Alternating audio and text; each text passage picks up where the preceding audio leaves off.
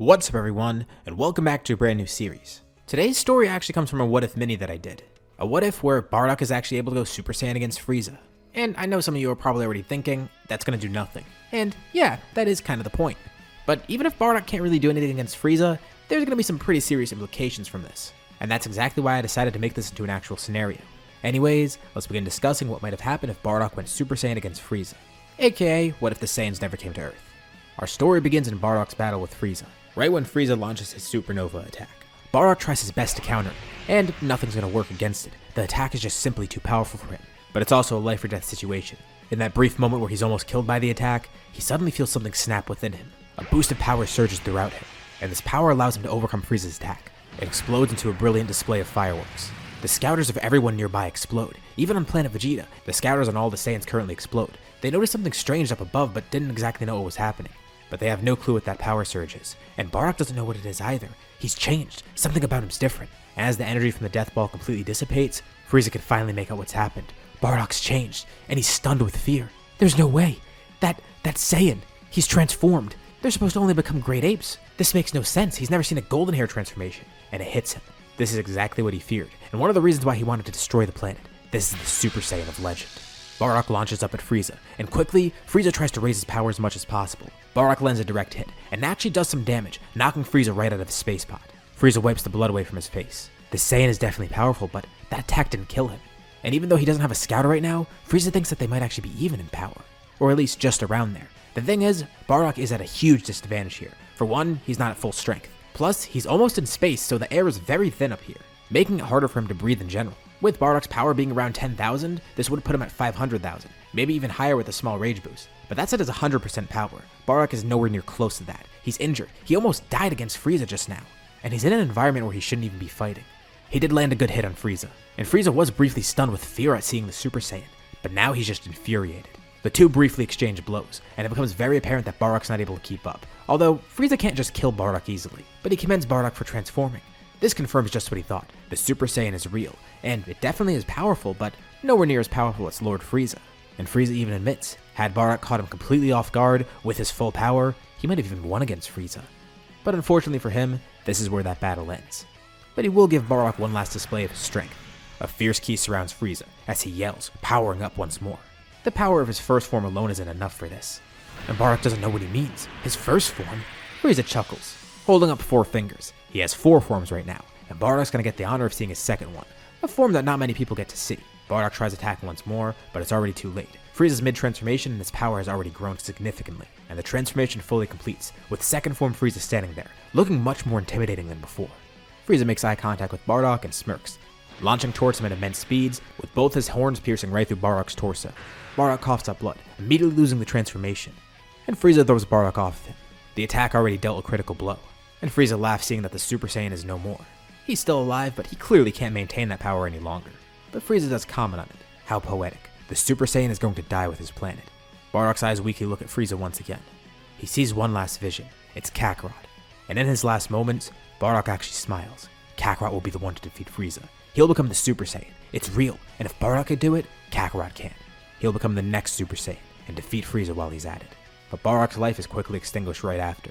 A powerful death beam flies right through him, also striking the planet, with no one even noticing. But the beam continues firing, then expanding outwards, puncturing out the other side of the planet. Not only did it pierce Bardock's heart, but it pierced the core of planet Vegeta.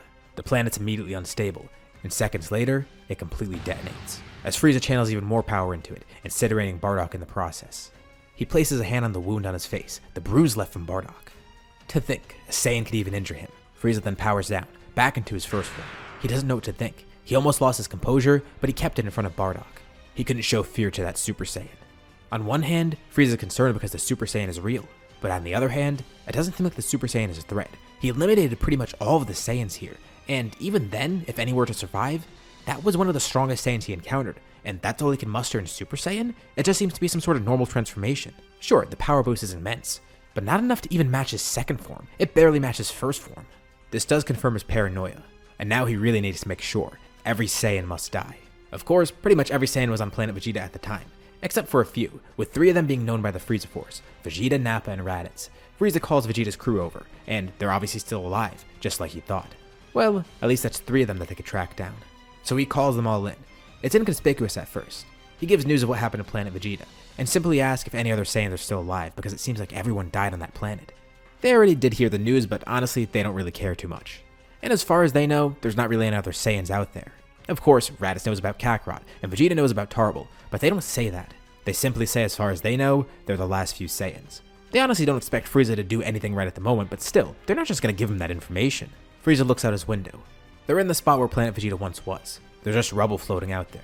And he turns back to the Saiyans. It seems like it's just them. They're the last survivors of the Saiyan race. As far as he knows, every other Saiyan was on that planet. And judging by the story of these 3 Saiyans, no others are out there. A slight smile then appears on Frieza's face.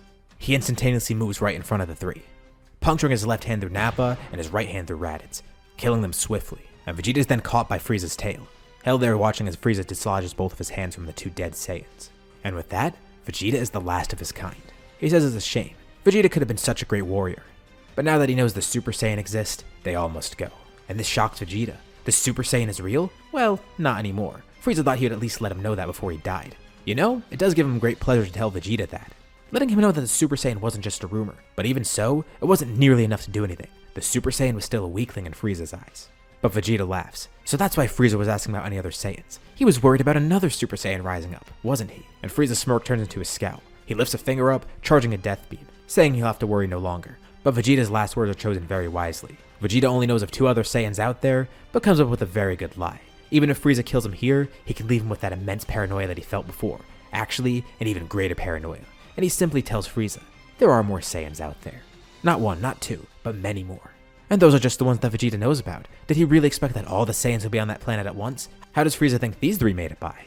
And he yells at Vegeta, saying he's lying about it. There's no way there's any other Saiyans out there. And Vegeta simply asks if he really wants to test that theory out. It's not like he has any info either. He has no clue where they are. But even if he did, he wouldn't tell Frieza. And Vegeta already knows what's next for him. He's going to be tortured by Frieza, and inevitably killed. But he won't let that happen. Vegeta suddenly starts glowing, charging all of the power that he has within him, still held in Frieza's tail. And there's a massive explosion of energy, completely destroying the room of the ship that they're standing in. Nearly all the soldiers in there are sucked into space, with some of them even being killed in Vegeta's final explosion. Frieza wasn't damaged at all, but he knows why Vegeta did that. He knew what was coming next, and this way, he gave Frieza one last FU. The secrets of the Saiyans die with Vegeta. But Frieza thinks to himself, that can't be right. Vegeta was lying there, wasn't he? That couldn't have been the truth. Although, it could be the truth. He wonders what his next course of action will be. What should he do next? Maybe they should start looking for more Saiyans, but where would he even go for that? And while Vegeta may have died, he accomplished his goal. He instilled fear within Frieza. Frieza keeps trying to tell himself the Super Saiyan is of no concern. But what if there's a stronger one to rise up? He'll have his army search for others, even if it's going to take a while. We skip many years ahead. Moving over to Earth. As for Goku, his life goes normal. None of this will affect how he grows up. He still did make it to planet Earth after all. And the story of Dragon Ball goes pretty much the same, up until after the 23rd World Tournament. And for 5 years after that. This new tale on Earth begins with Goku and Gohan going to Kame House.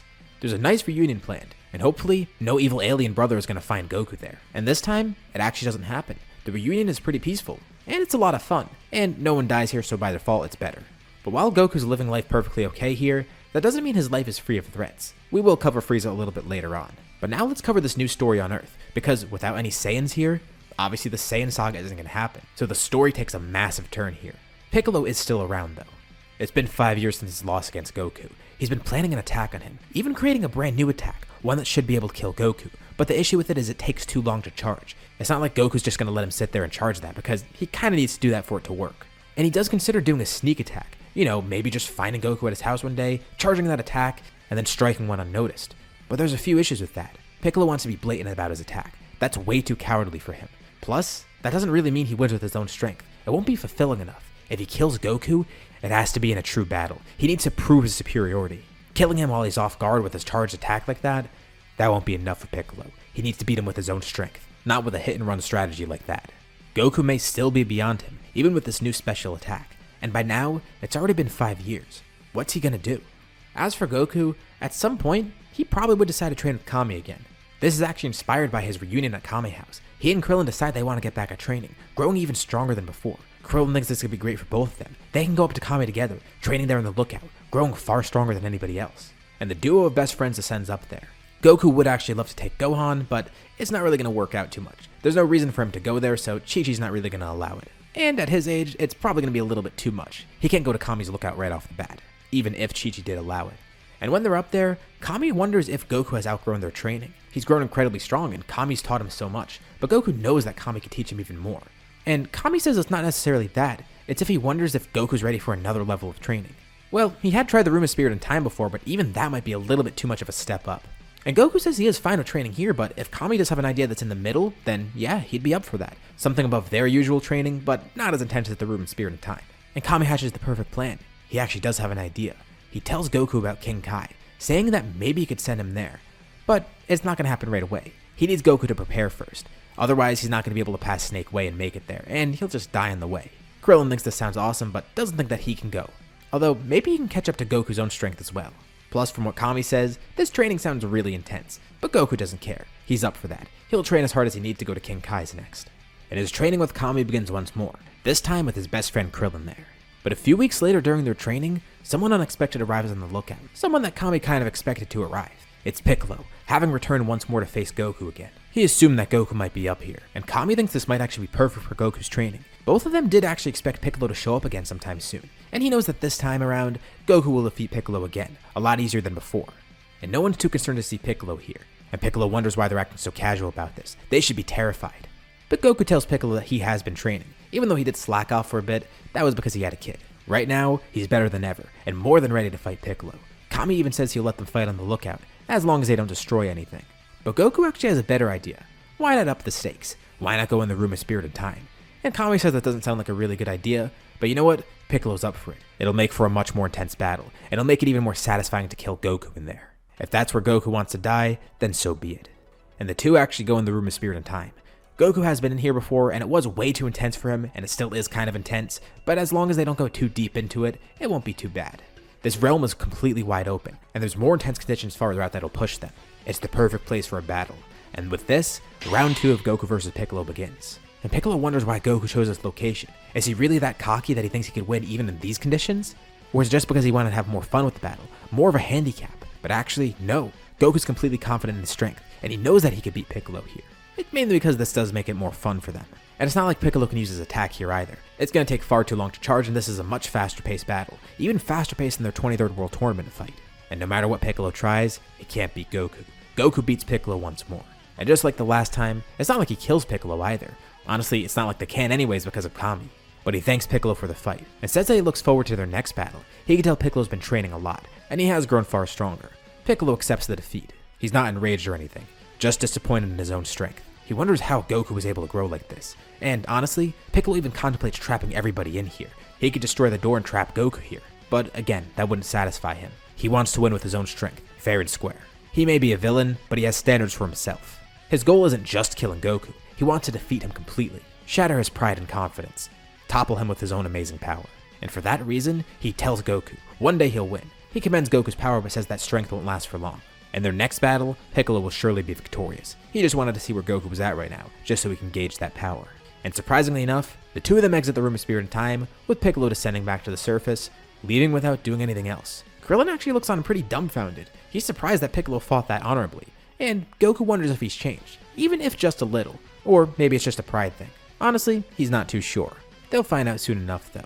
Far away, King Kai is monitoring the universe. He knows that he'll have a new student soon, and he was actually pretty pleased to see the results of Goku and Piccolo's fight. Kami already told him that Goku will arrive soon enough, but as he looks more into Goku, he figures out that he's not an Earthling. King Kai can immediately tell. He's actually a Saiyan, one that was sent here long ago. He knew there was a Saiyan here on Earth, but didn't realize it was the same one that's training with Kami now. And to see him like this, it's pretty interesting, and it leaves King Kai with a little bit of a dilemma. There's no doubt that Goku's determination will bring him to King Kai's planet, but he wonders if this is something he should tell Goku when he comes here, because there's a lot of baggage with telling him that he's a Saiyan. He doesn't know if Goku's ready to learn who the Saiyans are, or if he even wants to know that. But more importantly, it makes King Kai wonder about the legend of the Super Saiyan, knowing about the one that fought against Frieza. That wasn't enough, but maybe it is a good shot at actually defeating Frieza, getting rid of him for good in that universe. Let's see what's been happening with Frieza so far. Decades have passed by now, and his anxiety over the Super Saiyan is still there a little bit, but much more muted than before. He's also tried seeking out the Wish Orbs, but had no luck. He initially wanted to get them to see if he could use that to find the Saiyans, but there was no luck in finding the Wish Orbs. His army began searching a lot, and they eventually came across Namek, or at least the idea of going to Namek, because when they went there, there was nothing. The planet was gone. Frieza has no clue of what happened, but it probably was just a rumor anyways, so he puts that in the back of his mind, not caring about the wish orbs any longer.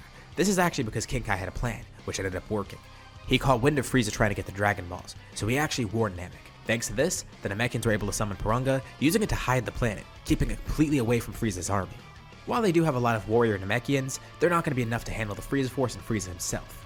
And it's probably a lot better to just not have combat anyways, instead of going into a fight that they probably would lose. And it worked out perfectly. Frieza stops caring about the wish orbs and is not going to seek out Namek, and even if he tried to again, it's not going to work.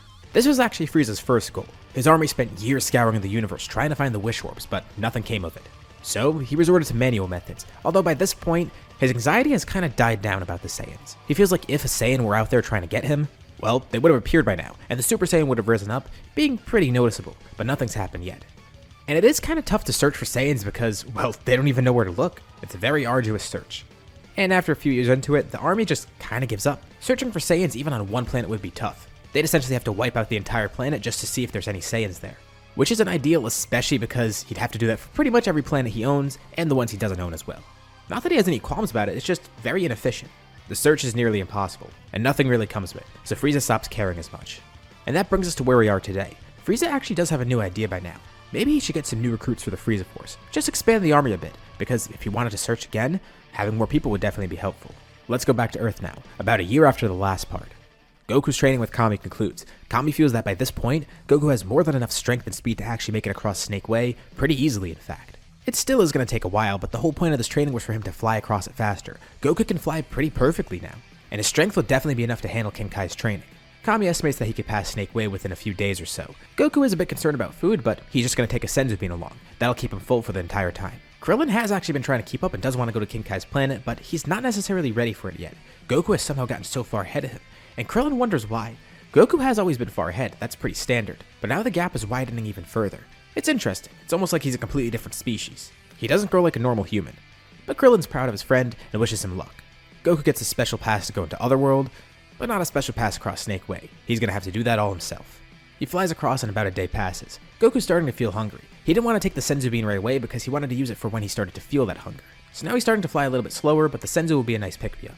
He pulls it out of his pocket, and he immediately drops it.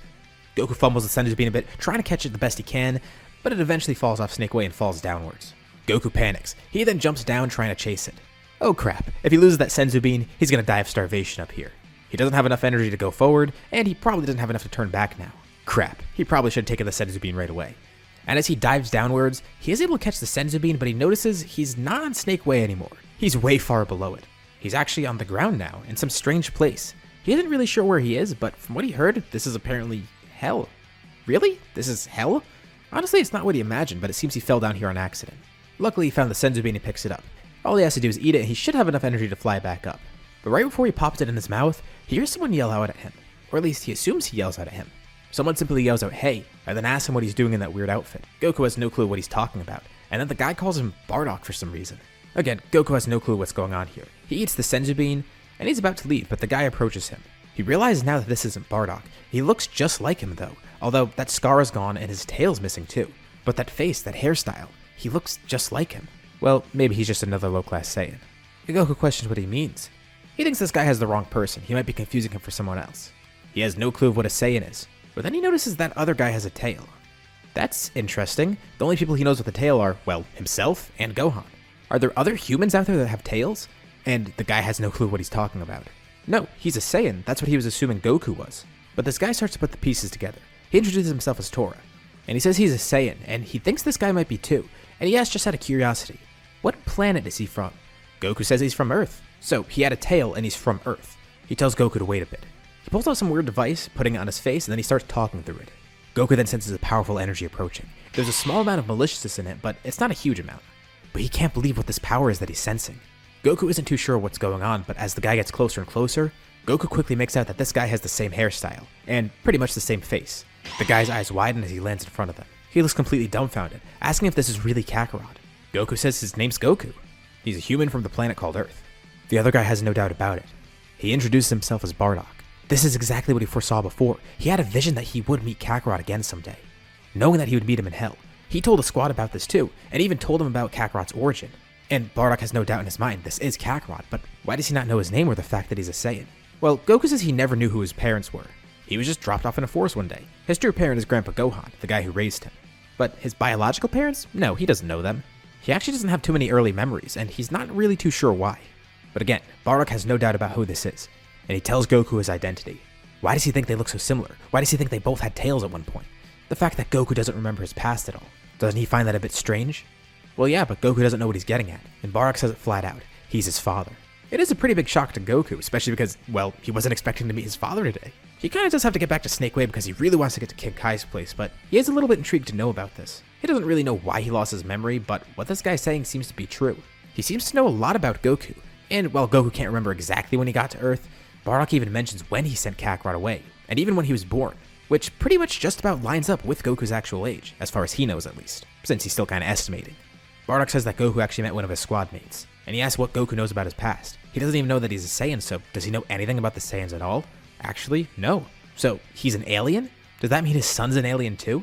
He has a son as well? Interesting. There's a hybrid Saiyan out there. Bardock tries to tell a very simplified version of the Saiyans' history, at least the part that he lived through. And Goku isn't too sure what he's getting out of this. It is nice to learn this and all, but he guesses his father's here for some reason too. He never really cared too much about his upbringing, but then something strange hits him. He feels a sudden jolt, and he can see clearly in his head. A memory appears. He doesn't know when it's from, or where it's from, but he remembers looking through what seems to be some sort of glass door or something, with two people standing over him, one of them being Bardock, and one of them being a woman. And he remembers who these two are. Those are his parents. The name Kakarot, he remembers that too. He has no clue what just happened, but his memory just got jolted, or at least one of them. This is pretty mind-blowing right now, especially hearing about Bardock's backstory and what killed him. So there's some evil emperor out there who might actually come after Goku one day as well. Bardock says that he has a strange ability, the ability to foresee the future. He can't prove it to Kakarot, but he does know one thing. He assumes that Kakarot will be the one to defeat Frieza one day, just as he promised to Frieza all those years ago. And Goku is getting pretty hyped up to hear this. This guy sounds powerful and could make for a fun fight, but he sounds a little too powerful. How will Goku stand a chance against him? So Bardock assumes he doesn't know about the Super Saiyan yet. A strange aura surrounds him as Bardock then powers up. His hair flickers golden, his eyes turn a bluish-green color, and his power shoots up dramatically. It blows Goku away, figuratively and literally. He sensed Bardock's strong power before, but now, this is even more intense. He's so much stronger than before with the simple transformation. Bardock says he unlocked this power against Frieza, but it unfortunately wasn't enough to defeat him. Had he been stronger by default, this power would have raised his power even further. He knows by now that Goku is here by accident. He shouldn't be in hell. He's actually going somewhere to train. Bardock then powers down. He knows Kakarot might not care too much about his past. He grew up on Earth after all, and was raised there. Bardock does understand that. But Bardock at least wanted Kakarot to know these two things. He wanted him to know about Super Saiyan and the potential threat of Frieza. He actually heard this from Raditz because that's how Raditz died. So Goku learns he had a brother as well. Frieza was trying to seek out all the Saiyans to eliminate the rest of them, which is why he killed Raditz, and that's how Bardock knows this warning. He tells Goku he should probably get back to his training. Where he's going seems to be a pretty good place to train, as far as Bardock can tell from what he's saying. But he tells him to keep that in mind. Try and access the Super Saiyan form. It's a form that he accessed out of need. He felt intense emotion bubble up within him, and when it exploded, it made this power happen. He knows it's not a legend anymore, and the best part is, Kakarot is his son, which means he should be able to do this as well. Bardock hasn't actually seen any other Saiyans do this down here, because not many of them got to keep their bodies. And the ones that did are just simply not capable of this. There's no reason for it. But he knows Kakarot can. Goku has a lot to think about. Goku can't really stay here and learn more. He's not even supposed to be in Hell right now, and King Kai is expecting him. But maybe sometime down the line he can come back, just to learn more about this form in case he can't access it himself. But it's a nice challenge. He wants to access it himself. That makes it way more fun, and way more fitting for him. He thanks Bardock for showing him all this, and maybe he'll swing by Hell on his way back. It was nice to meet him though, and learn a little bit more about his history. The Saiyans definitely don't seem like great people. Hell, not even his father seems like a great person, even with the little good things he did at the end of his life. But still, Frieza sounds like a much huger threat, and he needs to focus on the bigger picture here. Frieza would be a great opponent to fight just to test his strength, but there's also the fact that Frieza simply might just be a threat in general. He might be out for Goku and Goku doesn't even know about it. Not just that, it puts the entirety of Earth at risk. He thanks Bardock and says his goodbyes, as he flies back up, traveling across Snake Way once more rejuvenated by the Senzu Bean. And one thing I'll note too, because this isn't something that characters will discuss, and it won't be something on Goku's mind. Goku has no desire to revive the Saiyans right now. They don't seem that great from what Bardock said, and they've been dead for a while anyway, so reviving them at this point would be kinda pointless. Especially because he really only knows Bardock. While he might actually want to meet Raditz and Guinea, he hasn't met them yet. So yeah, right at the moment, Goku isn't thinking about that. A few more days pass, and Goku eventually does get to King Kai's planet. Immediately feeling the immense gravity of it, but kind of adjusting to it pretty quickly actually. King Kai says his training with Kami has definitely been paying off. He knew that Goku would have been a great student, but seeing him adjust to 10 times gravity that quickly, that's pretty amazing. He looks forward to training Goku, and Goku greets him as well, thanking King Kai for the opportunity to be here. King Kai was still thinking over what to tell Goku, or if he should tell him anything at all about his origin.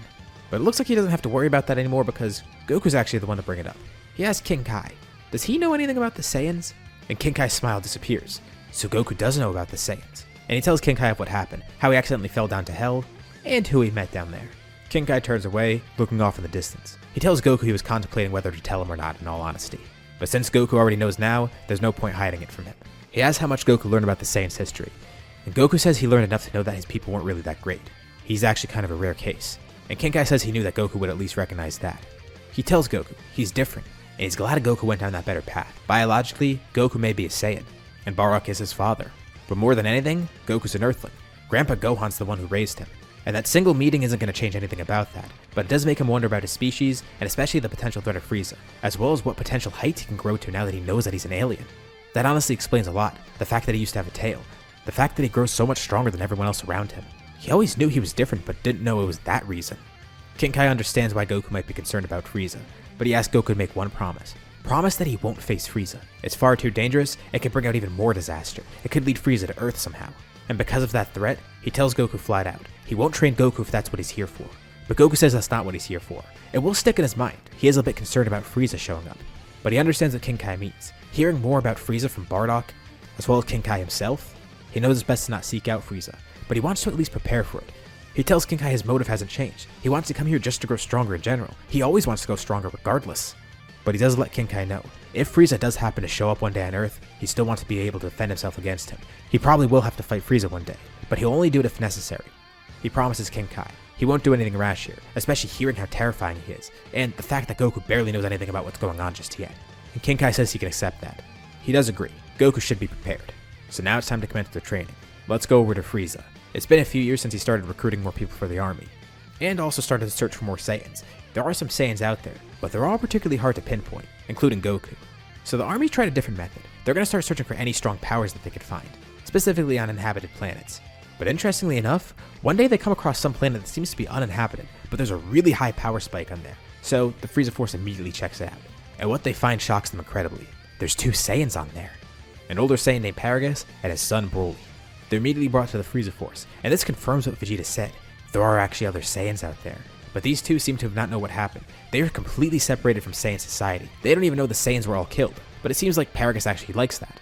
He's glad the Saiyans are gone, as well as the planet, and especially the king and the prince. But Frieza thinks maybe he could use these Saiyans. He knows nothing about Broly's power except that there was a weird power spike on the planet one day. But maybe these Saiyans could be used as bait, drawing out the other Saiyans, if any others are out there. Obviously he doesn't say this outright, and Paragus mentions the fact that he doesn't know about any other Saiyans sent out there.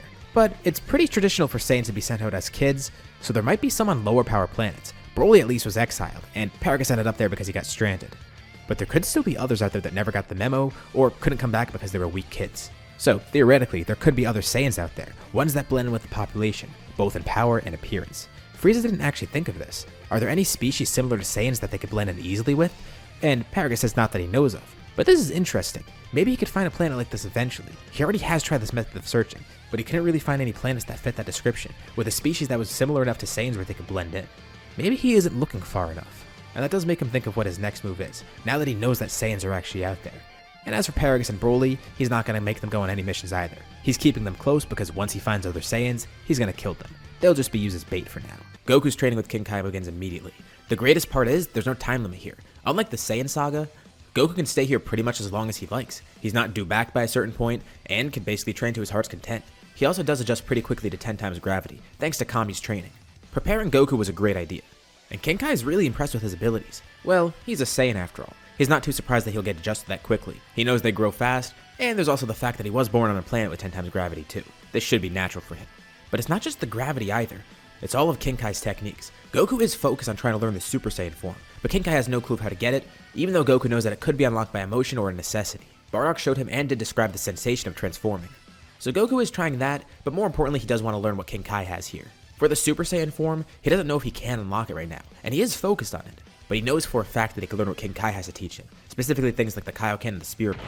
And he is making great progress. Kaioken is interesting as well. It is pretty strenuous, but until he gets Super Saiyan, this is another great way to boost his power. But amidst the training, King Kai does spend time monitoring everything like usual, specifically looking at Frieza and his army. and he watches over the North Galaxy to see if anything's going on. From what he can gather, Frieza doesn't seem to know about Goku's existence. Obviously, he doesn't know for sure. He doesn't know what Frieza's thinking. He can just see what the Frieza Force is doing, and it doesn't seem like they'll try to anytime soon. If they knew his Saiyan was on Earth, they would have been here by now. Kenkai also can't tell that he found a new Saiyan on planet Vampa. He doesn't necessarily know what to look for, and Broly and Paragus aren't really doing anything. So it's not like they're gonna get on Kenkai's radar. But he keeps a close eye, making sure Frieza doesn't make any weird moves. And while he's at it, he also tells Goku that, well, his god is an alien, as well as Piccolo. They're Namekians from a planet called Namek. They have their own Dragon Balls, and that explains why Kami's able to create them. Surprisingly enough, Kami himself doesn't seem to realize this. Kenkai doesn't necessarily know how to break the news. But the reason he's saying this is because on planet Namek, they have their own Dragon Balls, and Kenkai intervened so the Frieza Force wouldn't find the Dragon Balls on planet Namek. The reason he actually intervened in the first place is because Frieza's been a lot more cruel lately, to put it lightly. It started a few decades ago, and he assumes the Super Saiyan is what set him off. Kenkai actually did learn of the Super Saiyan, but didn't even realize that it was Goku's father that was that Super Saiyan. It's just a pretty weird coincidence that now he's with the Super Saiyan's son.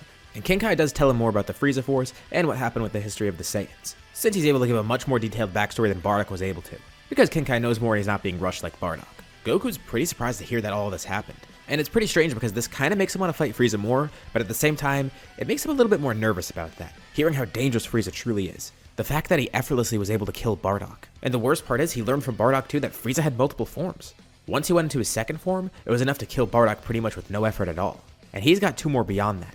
It's weird for Goku to wrap his head around because sensing Bardock's power, he was so incredibly powerful that Goku couldn't even believe it. But somehow Frieza was able to make him look like fodder. Is that Emperor truly that powerful? But that won't deter Goku. He is only training to grow stronger after all, and in case Frieza does show up, he will fight him. But he's not training to specifically seek out Frieza. Goku does everything he can to learn Super Saiyan, while also trying to learn all of Kenkai's techniques. He is a prodigy after all, and maybe he could try to copy it somehow.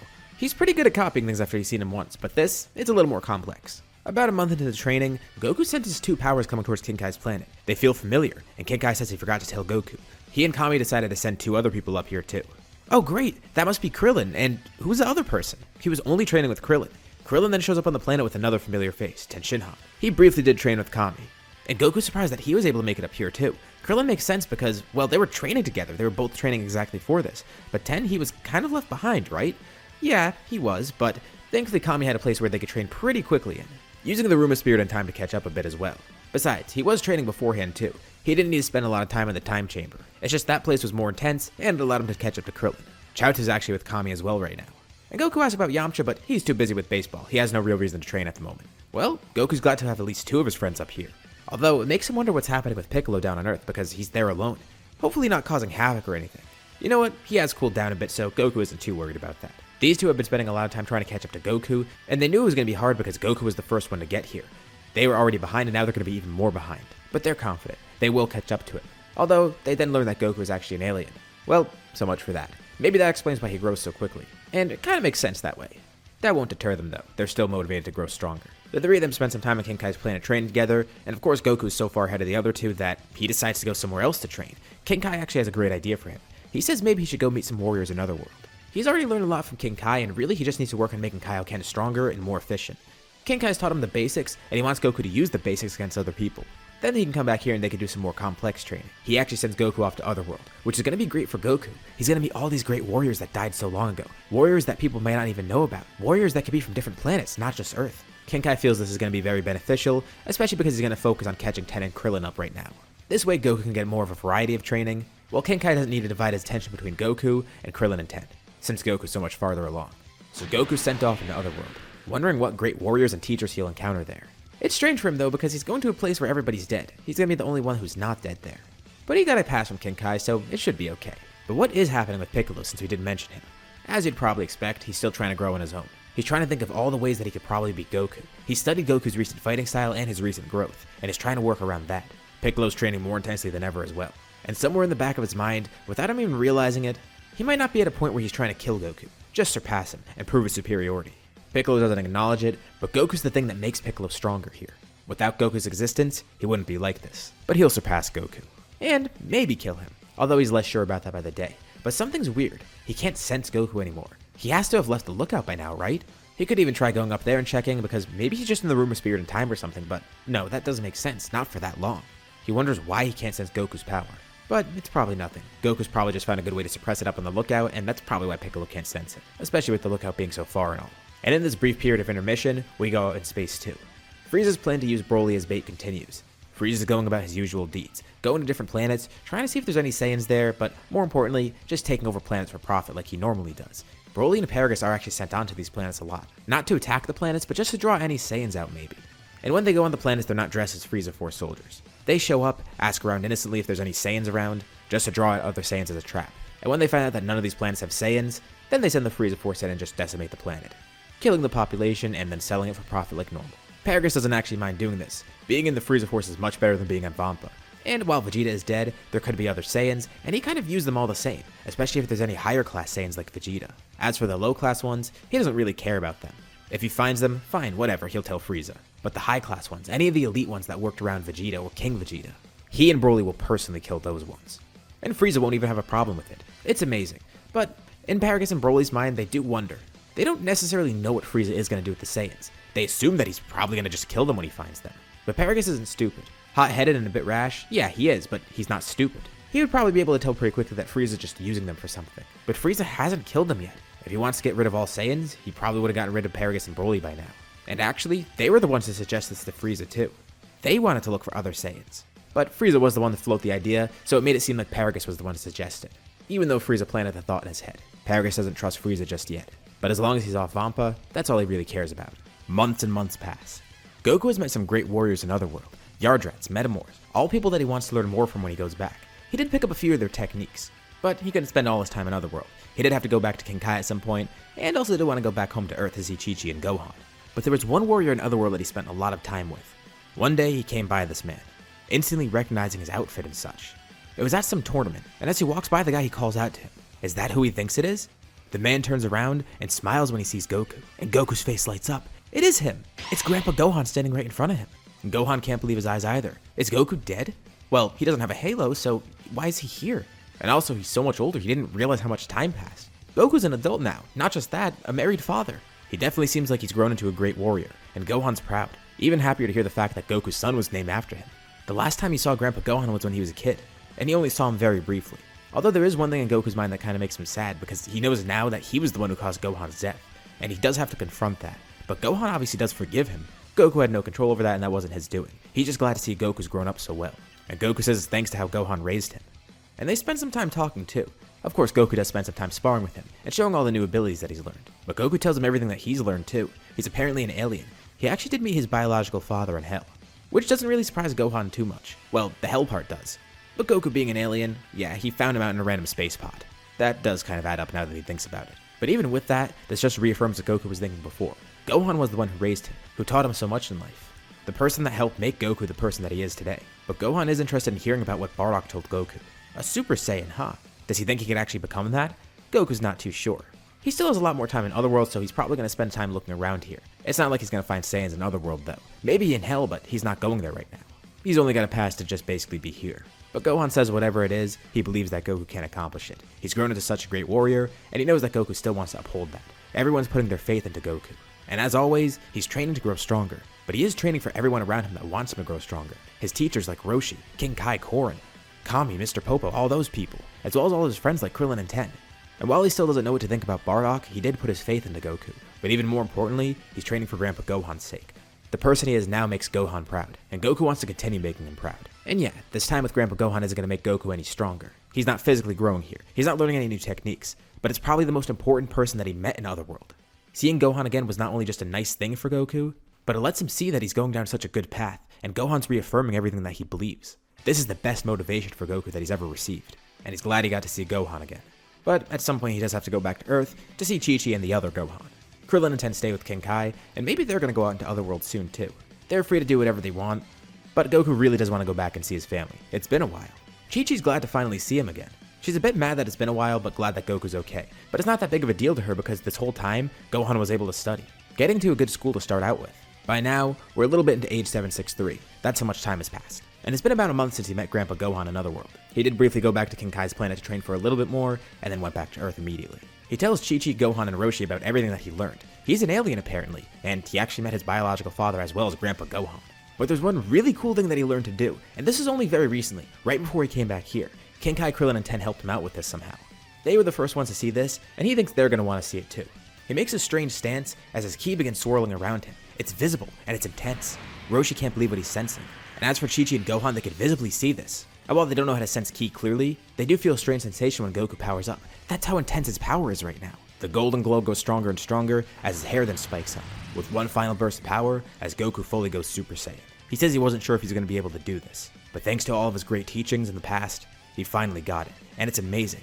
Gohan thinks it's awesome too, wondering if he could become a Super Saiyan one day, although he's not too into fighting like that. Chi-Chi's not too amused because she thinks it makes Goku look like a delinquent, but Roshi and Gohan are interested. Gohan hasn't really trained at all, really. He's weaker than normal, by a significant amount, and it does make Goku wonder too if Gohan can unlock this as well. That never really occurred to him. Gohan's half alien. Although Roshi's intrigued to hear that Goku met his father, and Goku does explain. He was a pretty strange guy and definitely not what he expected. I mean, he met him in hell after all. Grandpa Gohan was the one who raised him and was a parent to Goku his whole life, at least until he died. This doesn't change that. Him meeting Bardock doesn't change anything about him. Sure, biologically they're related, and he does remember Bardock sending him away to protect him, having some of his memory jolted, that same memory that he lost when he was dropped on his head as a kid. He heard apparently he has a brother too and wonders if he'll ever see that guy, or his mother as well for that matter. He didn't have time to stick around in hell, and didn't have a past to go back there.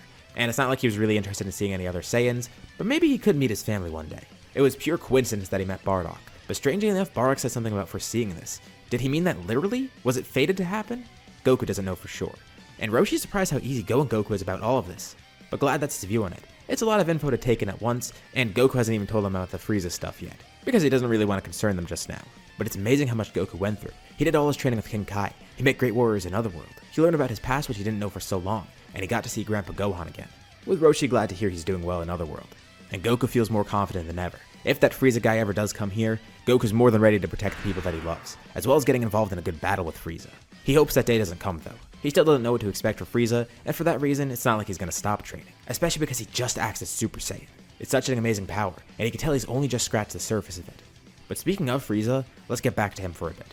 It's an average day for Frieza. You know, pillaging planets and all, sipping wine as he watches the fireworks from above, with his army eliminating an entire population. But Zarbon and Doria enter the throne room one day, telling Frieza they have some pretty big news. One of their soldiers apparently picked up on a strange power, and a couple other soldiers corroborate it too. Somewhere far away in the North Galaxy in a completely unassuming solar system, there was some really random but really high intense power boost.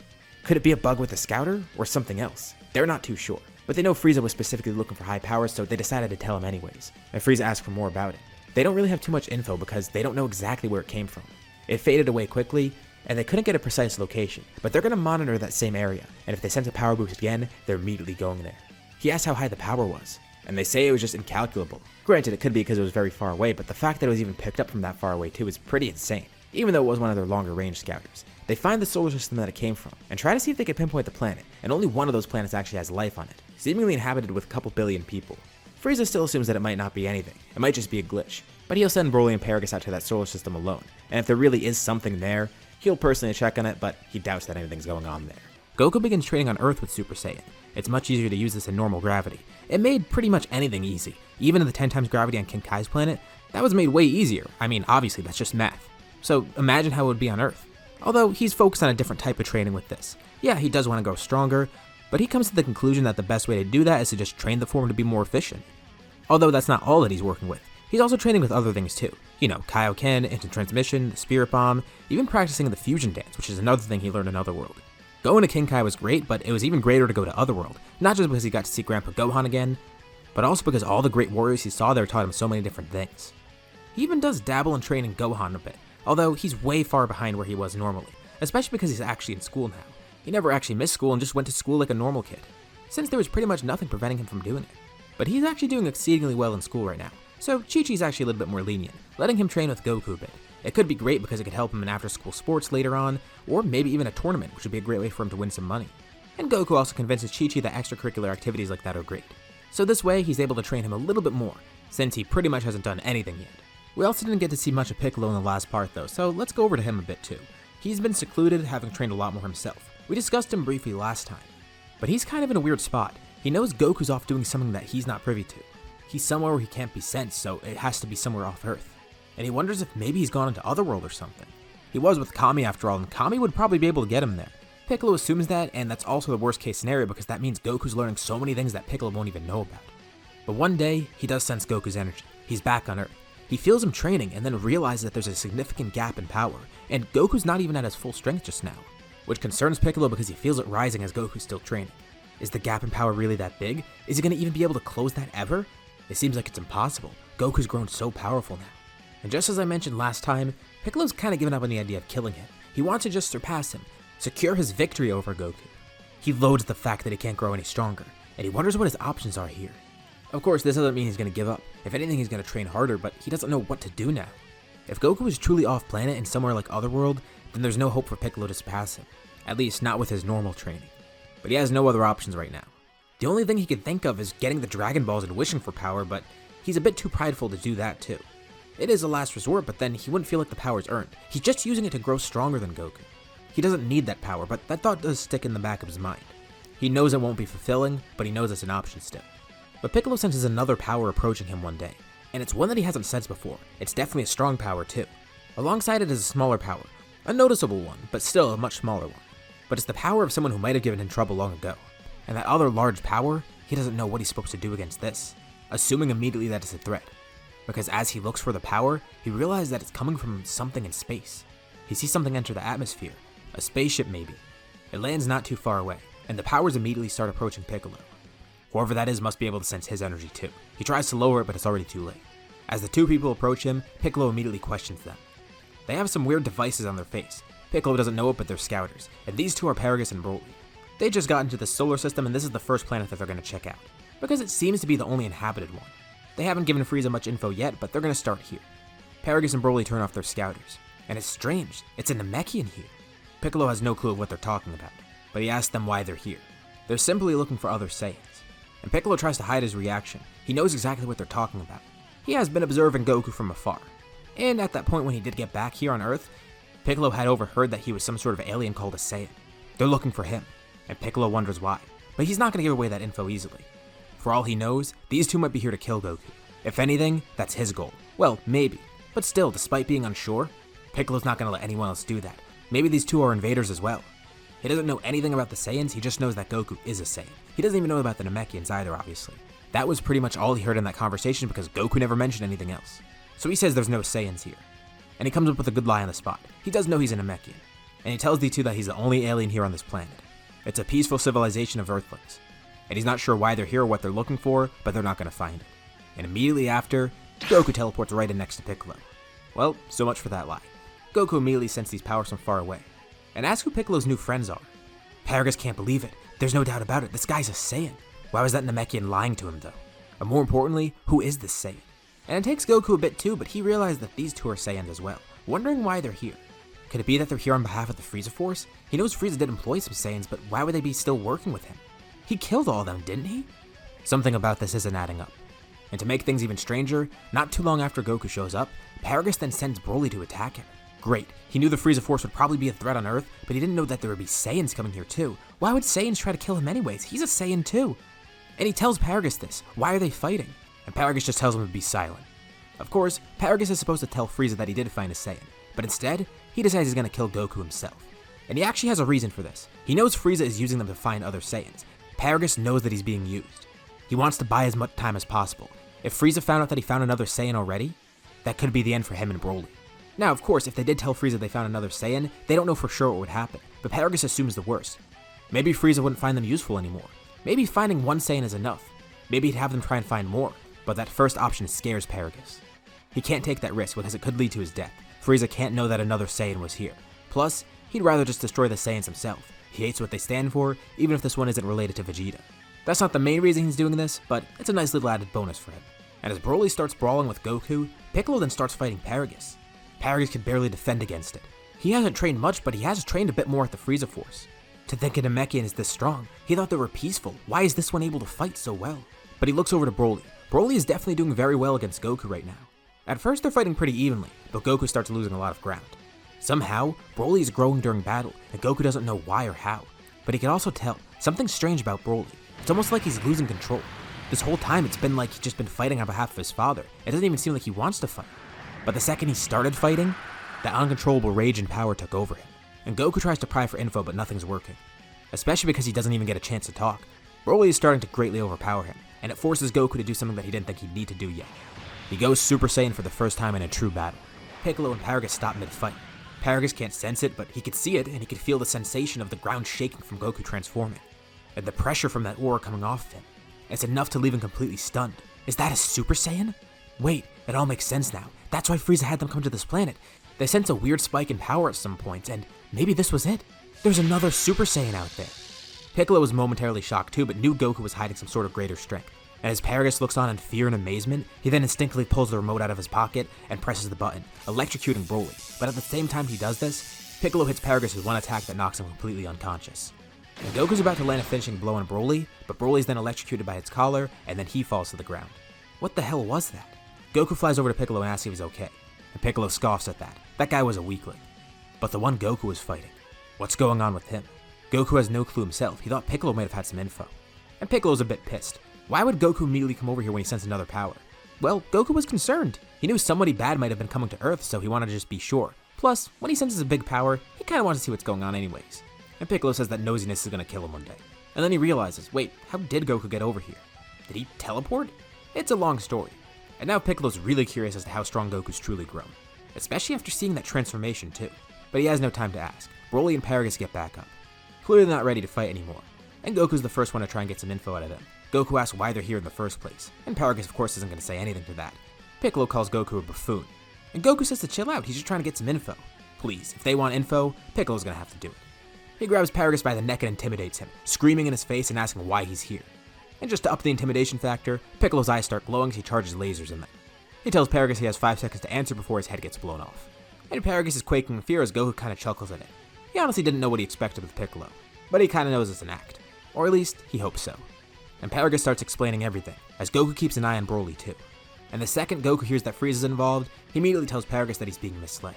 Paragus does know deep down about this, and he tells Goku he had a suspicion, but he doesn't care. It's the only way they could survive. He didn't expect the people on this planet to be so strong, much less expect to see a Saiyan here. But Goku tells Paragus everything that he knows. He heard this right from another Saiyan, the one who rebelled against him, Bardock.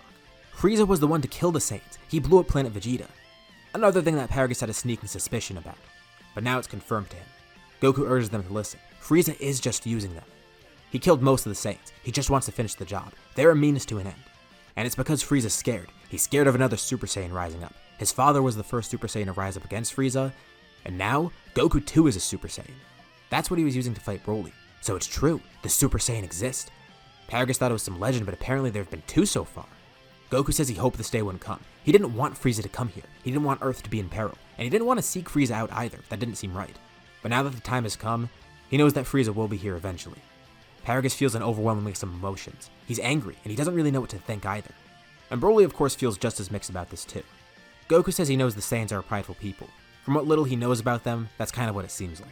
He doesn't care about that Saiyan pride, but he knows they must, right? Why are they working against each other? They should work together. But Goku learns that Paragus is wronged by the Saiyans as well. And Goku's not too surprised. The Saiyans weren't great people. But he tells Paragus to look. He doesn't care about avenging the Saiyans or anything. He just wants to make sure Earth is safe. It's a peaceful planet. He's not some great hero or anything, but he knows that he has the ability to do that. To protect this planet. And as a fellow Saiyan, Paragus must have the same goal, right? Shouldn't he want to get rid of Frieza too, regardless of what the Saiyans did to him? It's not like that makes Frieza innocent. He shouldn't be working alongside Frieza. Besides, they're both Saiyans. They should work together. Plus, Goku notes that Broly has an amazing power, and in their brief battle, Goku saw he couldn't control it, and he wants to work to train him too. He doesn't like how Paragus was treating Broly either, electrocuting him to make him stop. Goku has a better way. He says it'll be much better if they're allies rather than enemies. And reluctantly, Paragus decides he's going to stay here. He has no other choice. Clearly he can't win against Goku and Piccolo. So killing Goku isn't an option. Going back to Frieza might work, but that's also not a good option either. So instead, they have to come up with something to keep Frieza off their trail. They tell Frieza they're going to nearby planets first before they search this one. He can see they're on Earth and Paragus says there's not really anything here to note. He's going to start looking around the rest of the solar system too, but it's going to take a little bit of time. Especially because some of the planets are so large. They need to continue looking, especially if they want to be thorough about this. And Frieza believes it, but sends some soldiers to check in and quote-unquote help them. Paragus hopes that this is going to buy them at least a few months of time alone here on Earth. But as for Frieza, he's giving them a few weeks. If they don't hear back in that time frame, Frieza will know that something's up, which is exactly why he's going to send some soldiers soon enough. And it's like Goku said, he doesn't necessarily want to fight Frieza. Of course, having a strong opponent like that might be pretty fun for him, but not if it means putting his friends and family at risk too. He has a much different outlook on Frieza here than normal. Everything has gone so differently, and that's exactly why. The influence of Bardock and King Kai, that's really what makes Goku feel a lot different about Frieza. Everything he's heard from them is influencing his thoughts here. But he knows that Frieza will come here soon. It's pretty clear after Paragus contacted them. Paragus and Broly coming here in the first place basically sealed their fate. There's no doubt about it. Frieza and his army will be here eventually. But Goku thinks they could beat him, especially if he tries to utilize Broly's power too. It's far too dangerous right now, and they're going to need some time to train with him. But Goku has a great idea. A few days have passed so far and he's gotten to know Paragus and Broly better. Paragus is still very cold and it's a very awkward relationship, but as for Broly, Goku can tell he's a lot more gentle. And Goku wants to take Broly under his wing. He's going to take him to the Room of Spirit and Time. It's a perfect place for him. That way they can train in great conditions, and they'll have more time to train in general.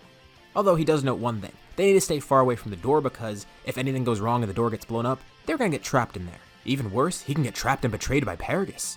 He doesn't want that. Jokes aside though, Goku is going to try and tame Broly's power. Piccolo kind of wants to be left out of this for now, and goes off on his own again. But he wonders to himself, when did he fall so far behind? Maybe he's been doing it all wrong. Maybe it's because of his solitude. Weeks and weeks pass. Goku now thinks that Paragus has cooled down a bit, but he does need someone to watch him while he takes Broly into more intense training. Including while he's in the Room of Spirit and Time. Krillin and Ten return to Earth too, since Goku of course tells King Kai what's going on. Obviously they've grown a lot stronger and even went into Otherworld just like Goku too, picking up on a few different techniques just like Goku did. If it helps him, it could help them too. This Frieza guy sounds terrifying, but Goku's not too worried. They'll find a way to win. Funny enough, they might even have Piccolo on their side. And amidst all this free time, Paragus decides to just read everybody's powers on a scouter. Broly's power is completely unreadable, not really too surprising. Although it's weird because these are newer model scouters, so they should be able to pick up those high powers too. But he picks up everyone else's power. Goku's at around 2 million before heading in the Room of Spirit and Time. Although he's obviously far stronger with Kaioken and Super Saiyan. There's also Krillin, who's at 1 million, and Ten's not too far behind at 900k.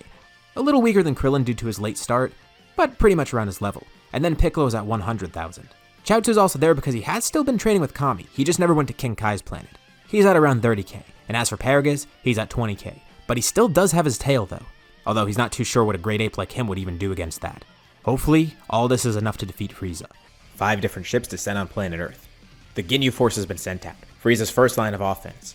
He's a little angered, he should have killed Broly and Paragus while he had the chance. But it's not like that was his only opportunity, he still should be able to do it later on. Although, he knows no normal soldier can do it, that's why the Ginyu Force is being sent here. This group arrives while Goku and Broly are training in the Room of Spirit and Time. They're going to be out soon enough, but this definitely is pretty terrible timing. As soon as they land, they pull out their scouters. They can't really locate anybody except for one person, Paragus. He hasn't really trained much and he doesn't really know how to suppress his ki that well. And while his power isn't insanely high, it's definitely high enough for the scouters to pick up. They don't know who else is with him or how many there are, but it looks like they're going to have to find that out on their own. Paragus obviously has a scouter of his own too, and everyone else can sense ki. A few different fighters show up. Krillin, Ten, Chaozu, and Yamcha are there. Now Yamcha's obviously a little bit behind because he hasn't been taking his training too seriously. But now knowing that Earth is under threat, he kinda did want to pick it up again. And surprisingly enough, Chaozu's actually above Yamcha right now. He obviously never went to King Kai to train, but he was training with Kami this entire time. It is a pretty strange crew, especially because one more person joins them, Piccolo. Of course, he's not allied with them, but this is definitely an enemy of my enemy situation. And Piccolo claims he's here because he knows that they're going to try and take over Earth, and that's kind of his objective. Right, Krillin and Ten don't really know if they believe that. Krillin can obviously tell that Piccolo's not the same as before. He's still a bad guy and kind of an ass to them, but he knows all the showmanship about wanting to take over the Earth is just him saving face, basically. The Ginyu Force arrives. It's a 5v6. Although they're not too concerned, these other people don't really have high power levels. Some of them don't even register. Paragus is actually the strongest here, with a power level that's not even 10,000 yet. But Krillin says the Ginyu Force shouldn't underestimate them. Everyone besides Paragus charges energy, showing off some of their power. And Ginyu notes a huge increase, at least before his scouter explodes, as well as all the others. Looks like some of them have power levels in the 5 figures, but he doubts it goes beyond that. Goldo starts the battle by stopping time, and once it resumes, the entire group is surrounded by trees turned into spears. The humans simply destroy the ones directed at them, while Piccolo extends his arm and grabs one, flinging it right back at Goldo and skewering him. He doesn't know what that guy's ability was, but at least he was pretty physically weak. Jace and Bardock then attack together, aiming for Yamcha and Chaozu, only to be outsped by Krillin. Bardock can't believe it, he's supposed to be the fastest in the universe, but it seems Krillin's a bit faster. All the while, Ginyu and Recoome fight Ten and Piccolo, with Paragus just kinda taking cover because he actually is out of his league here. Although to be fair, Yamcha kind of is too. Jace and Bardock are defeated, with Ginyu able to pull back for a bit, telling Recoome he has an idea. As Recoome tries his best to face Ten alone, Ginyu then injures himself and changes bodies with Krillin. No one expected this. Ten's able to defeat Recoome right away, but now, Krillin and Ginyu have completely swapped bodies. Before, the Ginyu Force wasn't an issue, but doing this actually does help Ginyu out. And Ginyu's amazed. He didn't realize they were this powerful.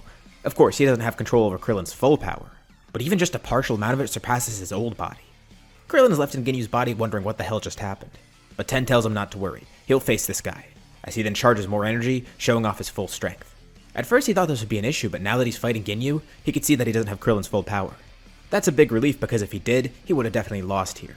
But he commends Ginyu for realizing that Krillin was a great warrior. Stealing his body was a great move, but he just doesn't know how to utilize that power, and Ginyu doesn't truly understand what makes them such great fighters. He lands a flurry of punches on Ginyu, being sure not to damage Krillin's body too much. Ginyu simply laughs it off, but Ten says that he's not trying to hurt him. He then starts charging a massive amount of energy, then lifting his hands up in the air, yelling for Spirit Fission. This catches Ginyu off guard at first, not knowing what's happening, but then he's torn out of Krillin's body, with Krillin and Ginyu being sent into their own bodies.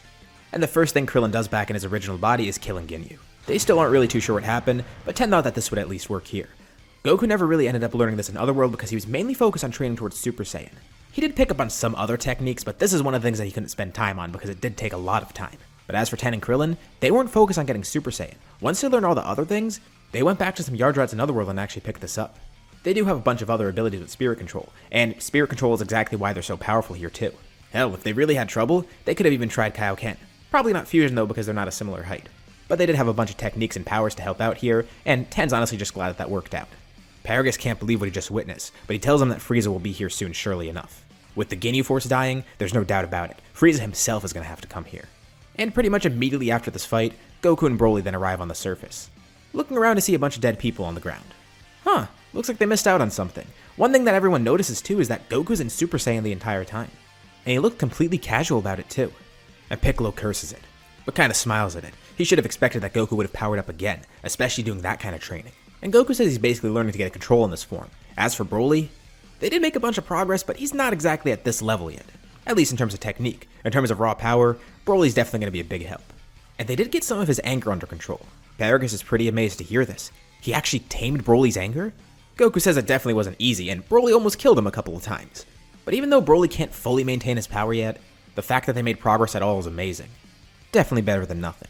A few more days pass by, and then a much larger ship descends on Earth. Everyone on the surface can sense a huge power approaching. They can't believe it. Paragus still has a scouter too, but even though he doesn't fully grasp Frieza's power, he has seen it firsthand and is pretty terrified. Chaozu and Yamcha wonder if they'll be able to help here at all, and Piccolo's astounded too.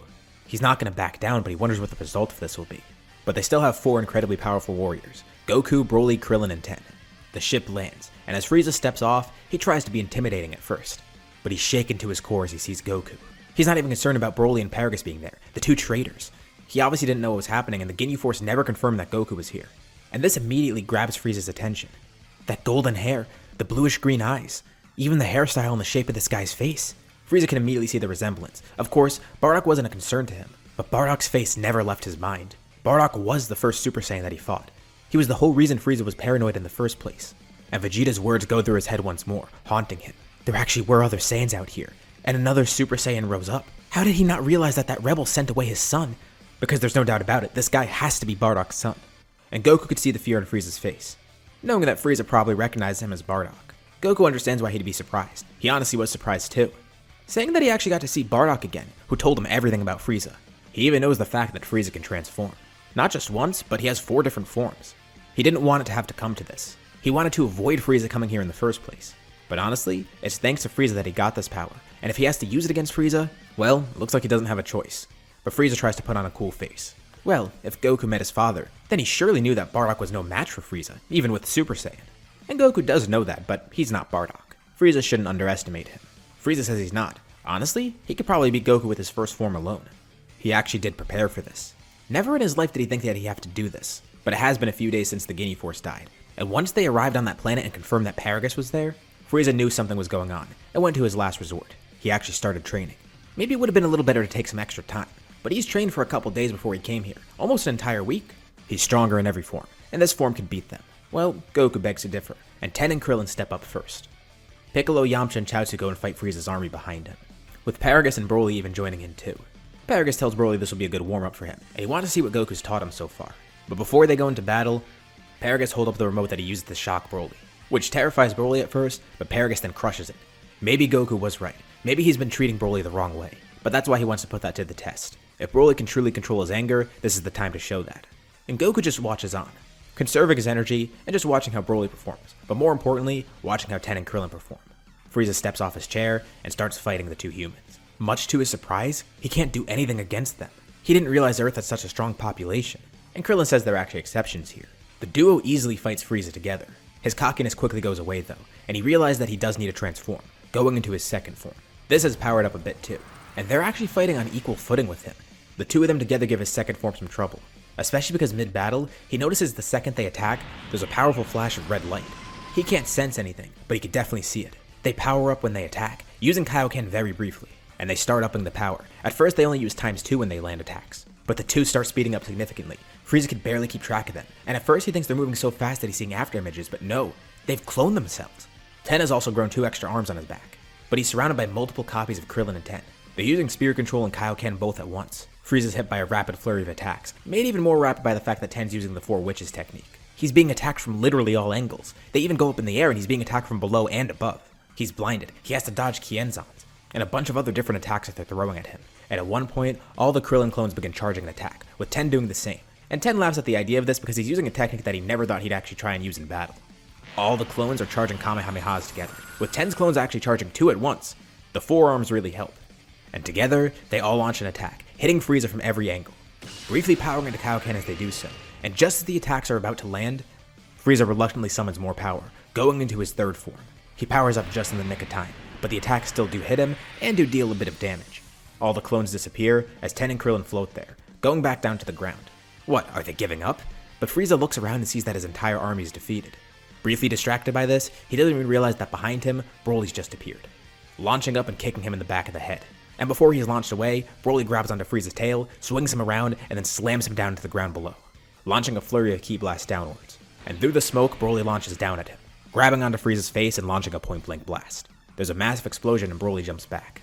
And although he's injured, Frieza's somehow able to stand up from all of this. That damn traitor. He should have killed Broly when he had the chance. But using them for bait did work after all, because now he's found one Saiyan that wasn't accounted for, that being Goku. Broly starts sprinting towards Frieza, and he tries to grab onto Frieza, but Frieza suddenly shrinks, and there's a massive burst of power that actually knocks Broly back a bit. And he realizes that Frieza didn't just shrink, he completely transformed once more. They should all be happy to see this. They did force him into his final form. Maybe he did underestimate them. However, this form makes the others look like child's play in comparison. Of course, he's angered at the betrayal. He's disgusted that he didn't act sooner. But he says that he's not going to underestimate them any longer. He's made the mistake of underestimating his enemies before, so he won't do that again. He starts charging even more ki. Is he transforming again? He should only have 4 forms. But not quite. He quickly powers up, and his body bulks up a little bit. But besides that, his form doesn't really look too different. This was his final form, but this is the full powered version of it. After his training, he could actually control his strength, and it doesn't take time for him to charge up. He could pretty much instantly go to 100%. That's how he's been able to transform so quickly here in the first place. His trainings allowed him to control that full strength more easily, and he could transform instantly. And with both of those things, he has no need to suppress his power here. Although, stamina might be a concern for him, but he's not really too sure since he hasn't used it in battle. Of course, he doesn't say this out loud though. Immediately after this, Ten and Krillin multiply themselves once more. It's a bluff, but now Frieza has dozens of fighters attacking him. And Goku asks Broly if he's ready, and he reminds him to just keep his anger in check. Don't lose his cool. He assumes a fighting stance next to Broly, as Broly kinda nervously nods. Together the two fly in. Frieza easily fights off all the clones, but then Goku attacks, and he feels the power from Goku's punch. This Super Saiyan is completely different from the one he fought before. That attack actually did hurt him. And Broly's powered up too. He's grown a little bit in size. He has a fierce green aura surrounding him. He's breathing heavily too, trying to maintain this power, and he's actually succeeding at it, trying to not let the power run wild. Both of their attacks are actually hurting him. Ten and Krillin work together as distractions, with Goku and Broly as the main powerhouses. But despite Goku and Broly's strength, Frieza's actually able to give them a good fight. This is mainly due to his training.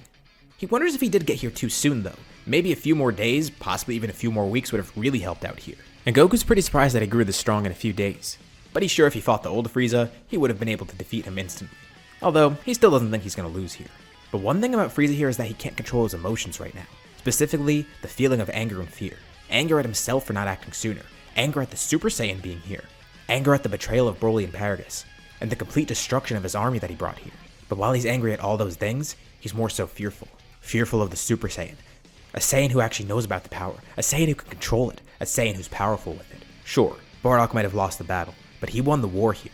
Telling Goku about Super Saiyan was the best thing he could have done, because now his will lives on through Goku, and Paragus watches on completely stunned. The Super Saiyan form, it's just magnificent. He never thought he'd see a Saiyan with such power. Hell, he didn't even think the legend would come true in the first place. With that brilliant golden glow, the way he fights with such grace and effectiveness. While Goku might be the Super Saiyan that was once told in Legends, he's definitely no ordinary Saiyan, not at all. And this is what Frieza feared. But Paragus also watches on with pride as Broly fights too. He's finally controlled that anger, and look at him now, overpowering the Emperor. There's a brilliant purple glow in the sky as Frieza launches out a bunch of energy, briefly knocking Goku and Broly back. And Paragus cheers them on.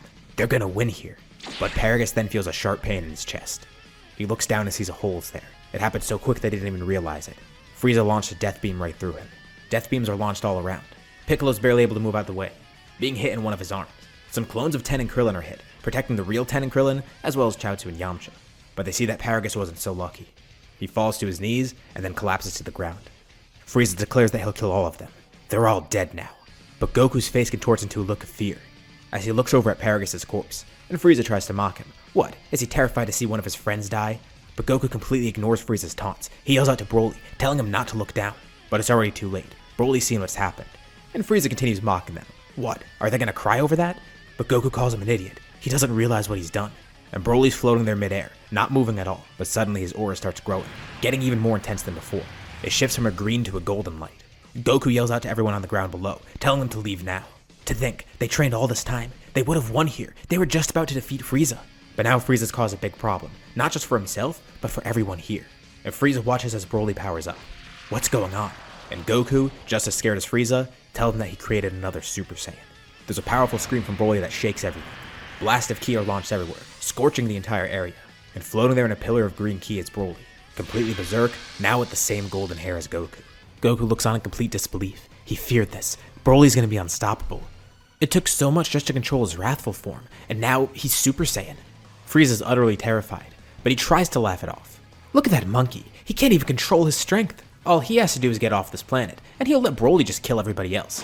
Frieza rockets off into the atmosphere, but Goku teleports right above him, kicking him down to the ground. He can't believe that idiot. He tells Frieza his demise is just going to be even slower now. Broly has no reasoning. And sure, this is a bad thing for everybody else, but this doesn't mean Frieza's just going to escape here. And as Frieza props himself up, Broly then launches right towards him, which surprises Goku too. He's definitely berserk right now, but it looks like he knows to target Frieza at least. This is still really bad. He flies over to the humans and Piccolo. He says they should get out of here, especially Piccolo, because if he dies, the Dragon Balls are gone and then they're really screwed. Piccolo, Chaozu, and Yamcha decide to leave, and Piccolo says he hopes Goku has some sort of plan for this. He knew that Broly guy was trouble. Even with all the training he's done, he's too dangerous to be on this planet, but Goku says he's got this under control. Ten and Krillin can help out too. Ten even offers to do fusion with Goku. They both know the fusion dance, and unlike with Krillin, they're close to each other in height. Goku will have to lower his power for now, but fusion probably still will work. The two try and perform the fusion dance, but right in the middle of it, ki blasts come out of Broly from every direction, almost hitting the three of his friends on the ground. They barely make it out of the way in time. If one of those blasts hit them, it probably would have killed them easily, especially with Goku powered down at the moment. Goku instantly goes Super Saiyan again. They can't risk that. As Broly continues firing more attacks, not just at Frieza but at everyone now. Goku wonders if Broly at least had a little bit of control before but now has lost that. It seems like that might be the case. Krillin has an idea though. He says he and Ten can just multiply themselves once more. They could distract Broly, and they're not sure if a fusion between Goku and Ten will work, but they know that maybe Goku can find some way to calm Broly down, especially since Goku thinks that if Broly sees his face, maybe that will help. Ten and Krillin start multiplying once more. They say they're also going to try some Force Spirit Fission. They've never used it to drain energy. They don't even know if that's really possible with it, especially since it's usually used against fusions and absorptions. But they can at least try that. Maybe it can weaken Broly just a little bit. All the clones launching at Broly, trying to use this even if it's not possible. Maybe they can at least remove some of his power, and that way it'll tire him out. Goku's obviously the main powerhouse here. Frieza's being manhandled by Broly at the moment. He can't do anything. He has no opening to attack or escape. Broly's just far too fast and powerful for him. But then Goku teleports in front of Broly, with a couple clones of Krillin and Ten teleporting around him as well, hitting him and trying to use Force Spirit Fission. And it kinda works, but Broly's power keeps growing as he fights. So it's really just canceling out his growth. It does remove a little bit of strength, but he just gets it back anyways. Well, at the very least, this slows him down a bit. Broly then swipes a hand at Goku trying to grab him. Goku teleports out of the way in the nick of time. Broly makes contact with Frieza instead, grabbing his entire body in one hand, swinging him around midair, and then launching him back down to the surface at incredible speeds, as Broly then yells, launching a blast from his mouth too. That kinda terrifies Goku because if he was caught in that, he'd probably be dead by now. He's amazed at how durable Frieza is, but he yells out to Broly once more. He has to do anything he can to calm him down. He knows how to do this, at least with Wrathful, but this is different. He doesn't know if he can get Broly to calm down in Super Saiyan, especially because Goku never unlocks Super Saiyan with anger. He knows the form can be derived from that, but he never felt it like that. He tries telling Broly too. They have the Dragon Balls. They could bring Paragus back to life. He's not dead for good. He just needs Broly to calm down because otherwise the whole planet will be gone, and then Paragus really can't be brought back. Goku keeps trying his best to calm Broly down, and eventually something gets through to him. Broly floats there and looks at Goku for a second, and then his hair falls down. He returns to his base form, and then falls to the ground unconscious. A mangled Frieza slowly floats up, shooting a death beam at the back of Goku's head. It knocks his head forward, but that's really all it does. Goku turns around with a look of anger and disappointment on his face. He simply tells Frieza he's lost. It's a shame. He expected a greater fighter. From what Bardock told him, he was an emperor. He was cruel and heartless, and Goku says that part was true, but he's also childish, and he's a dirty coward for doing that. He slowly floats down to Frieza. The Super Saiyan may have not defeated him before, but now it did. And not just that, but Frieza was the one to create the Super Saiyan. It was a self-fulfilling prophecy. He caused Bardock to transform, which then caused Goku to get the form, and he directly caused Broly to go Super Saiyan as well.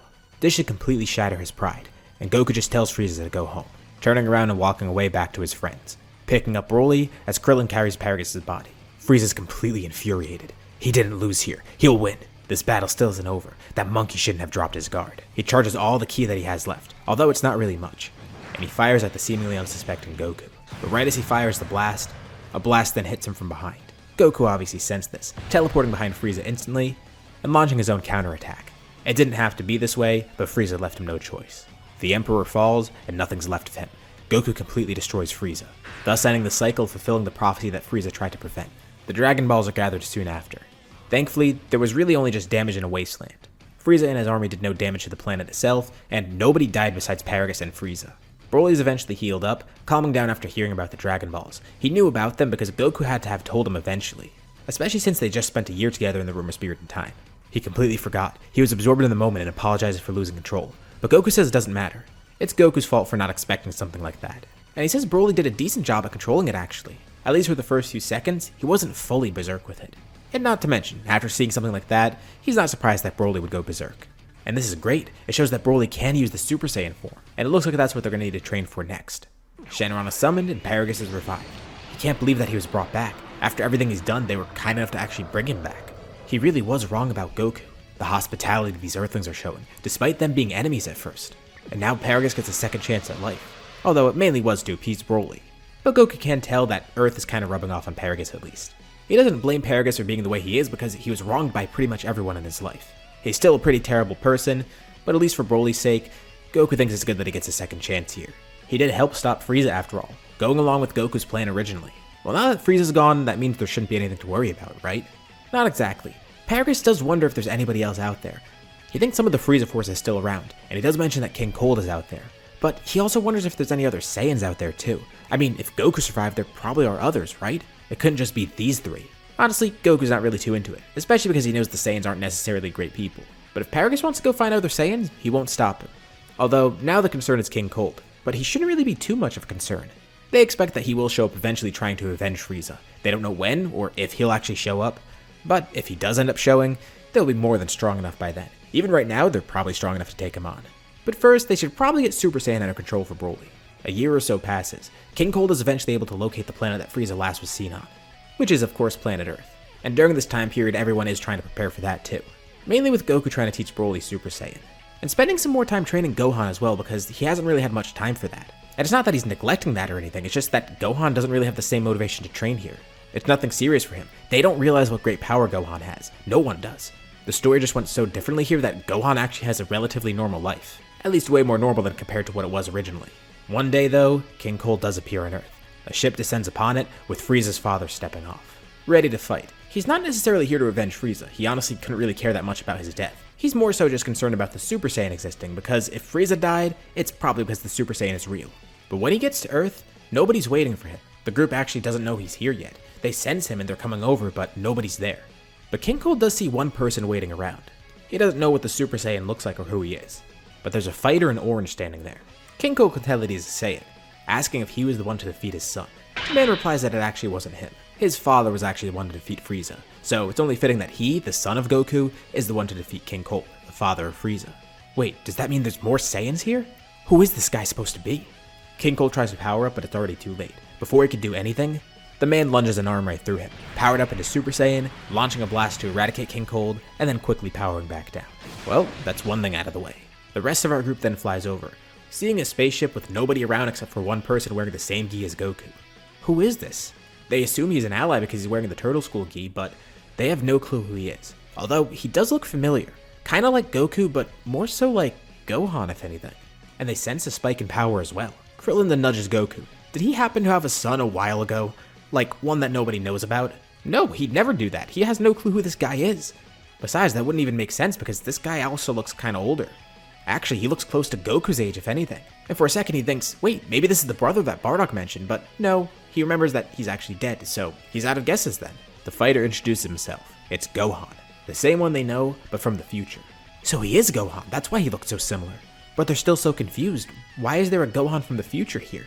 Gohan's glad to see everyone again, and obviously he doesn't need to hide his identity. He explains he's from a timeline where things went very bad. Things have started to get better recently, but he's trying to fix something bad that happened in the past. Originally, Broly was the one to kill King Cold, and not long after that, he and Paragus departed Earth. Broly actually did get a control in Super Saiyan by now, and because of that, they were comfortable with leaving.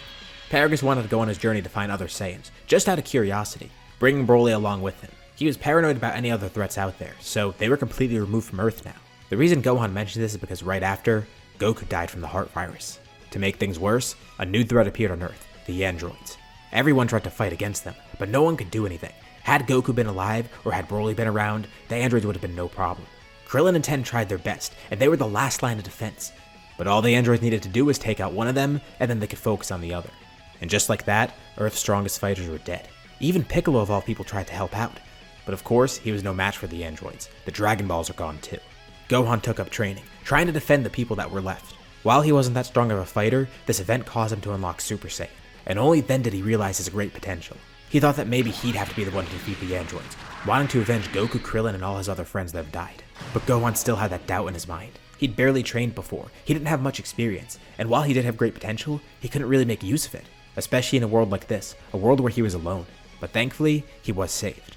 Years later, Broly and Paragus finally returned, and the second Broly saw there was a threat here, he eliminated the androids like it was nothing, fuming at the death of his friend Goku, and surprised to see that Gohan was the only one left. It made Gohan feel weak. He couldn't do anything against these androids. He needed Broly to bail him out. And what would have happened if he never actually came back? He's grateful for Broly's help, but he felt bad because he couldn't do anything to defend his friends. Everyone is gone. The only fighters left are him and Broly. Granted, some other people are still alive. Thankfully, some people like Chi-Chi, Bulma, Orochi, and others survived. But still, so many died against the androids. Gohan was ashamed at his failure, but he saw an opportunity to make up for it. Bulma built a time machine.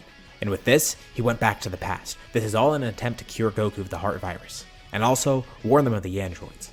And that leads him to where he is today. Goku's pretty surprised at all this information. He never took Gohan for much of a fighter, but it seems that when the need arises, he will step up. Maybe he should focus on trying to make sure this Gohan is strong too, the one from their timeline. But he tells his future son, he's glad how he turned out. And Goku says he's sure he could speak for his future self too. He probably would have said the exact same thing, especially seeing him as a Super Saiyan. And you know, it's kind of funny how it works out. Goku's biological father was the one to show him how to use Super Saiyan, and Goku then used that same power to defeat Frieza. Gohan tried to do the same thing with the androids, although granted, Gohan and Goku are much closer than Bardock and Goku ever were. But Goku says it looks like this family is destined to be full of Super Saiyans. And Gohan thanks him for that. He's glad to see that Goku's proud, but he hopes they heed his warning. He gives Goku the heart virus medicine too, and he says just in case, he'll return in a few years, wanting to make sure everything's done, with future Gohan returning to his home, looking forward to seeing them again. The group doesn't decide to fight the androids immediately though. Pretty much like normal. They're actually pretty confident here. Bulma and Paragus actually protested, but Goku says this would be good motivation for everyone. Broly has gotten a control in Super Saiyan already, and especially if he stays here to train a little longer, he'll definitely be able to defeat the androids. He did that in the future, so he should be able to do that here. Plus, with Goku around, they shouldn't be too much of an issue. Krillin honestly doesn't know if they should really be risking it, but eventually he's convinced too. Although it does make Goku realize one more thing. Maybe he should work with Gohan to train more. He had thought of this recently, but now he really should put that to the test. Seeing how strong the future version of Gohan was makes him think, how strong could Gohan be now if he actually was training this entire time? Looks like there's only one way to find out. And then Goku realizes, oh crap, he probably should have told the future Gohan to stay. Maybe present Gohan would have wanted to meet him. Well, at least he could see him in 3 years or so. That has to count for something at least. The first thing Goku does is go to Gohan to see what he thinks. And he actually does like the idea of training. He has trained a bit with Goku, but not nearly enough. And ever since he saw Goku go Super Saiyan, he kinda did want to see what that was like for himself, just out of curiosity. Obviously he's not gonna use it for fighting or anything, he just thinks it would be kinda cool to have, just to try out. Chi-Chi's a little bit more lax in this scenario because of everything that's gone different, especially because Gohan's had a normal upbringing and has gone to school. She still isn't really fond of Gohan being a fighter, but at least she's a little bit more lax, which means he can go with Goku. But before Goku starts training with Gohan, he's gonna have to work his way up first. He still hasn't really mastered the basics. But thankfully they have a lot of time. He'll start off by training with the humans, and then eventually he could train with Goku. And now with everything set into motion, the 3 years of training begins. Honestly, by this point, I considered ending the series, since the plotline with Frieza is done, and that kinda was the big point of this. But then I considered that the scenario also covers the idea that the Saiyans never come to Earth, so I think there's a lot of potential for an interesting story going forward still. And you'll be seeing a little bit more of that in this video. A few years pass, and the androids eventually show up. Our fighters are there and ready to face them. The only person that's missing is Piccolo, but they didn't really expect him to show anyways, which is weird because he was training, but he kinda was separate from the group still. Whatever, they don't really question it. He's always been a solo act pretty much. And he's been gone for these past few weeks anyways. Maybe they'll show up eventually.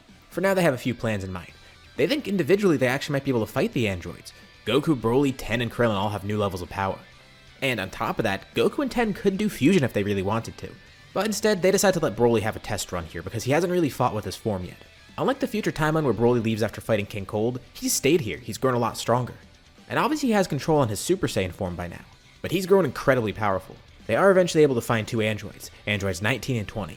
19 is the first one to fight Broly. At first it seems like kind of a bad thing because android 19 has the ability to absorb energy, and Broly has a lot of energy. But Broly gets a pretty interesting idea. So he could just manhandle android 19, he knows he has the power for that. But he did have something else in mind. Right now he's only fighting in Wrathful against android 19, and that's still kind of overwhelming the android, but he's able to absorb any attacks and try to take power from Broly. But then he's able to coax android 19 into trying to absorb another attack, firing a powerful blast at the android. Noticing that the android has trouble containing the power, so he decides to give him a little bit extra. As he launches the blast, Broly turns Super Saiyan. The increase in power is so much that android 19 can't even handle it. There's a massive explosion. He's completely eradicated simply from absorbing too much energy from Broly.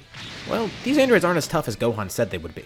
Now it's time to fight the other guy. But amidst all this chaos, Jiro did slip away because he knows that he's going to lose here. And they barely notice at the last minute, just seeing the direction that he's heading in. Well, Broly had a good test of his power, so now it's time for Goku to fight. He powers up, getting ready to chase the android. And no, Goku's not falling ill to the heart virus here. He actually did take his medicine. Mainly because Paragus was the one to remind him. If you remember from the last part, Paragus wanted to destroy the androids before they even became a threat. So he's still not really too hot on this idea of fighting them right now, but at least he helps out where he can. Otherwise, Goku would have been completely out of commission here. And as Goku powers up, he looks a little bit different from his normal Super Saiyan form. Over the 3 years, he actually unlocked a new power. Not just getting complete control over Super Saiyan, but going even beyond it. This is what he simply refers to as Super Saiyan 2, and it should be overkill for the androids. He launches off in the distance, trying to go in the same direction that Jiro did. Jiro tries all the evasive maneuvers he can, and with them not being able to sense him, it is kind of tough to keep track of him. But every time he tries to create a diversion, they see him flying off in another direction and just follow him that way. But then Goku decides to slow down a bit, letting Jiro just fly to the lab.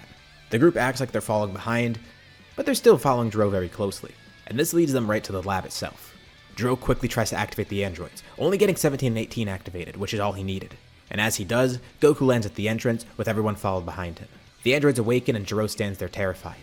He opens his mouth, about to command them to attack, right when they're awakened, but just as they step out of their pods, there's a brilliant glow of light. The entire lab, actually not just that, the entire area that the lab is in, is decimated.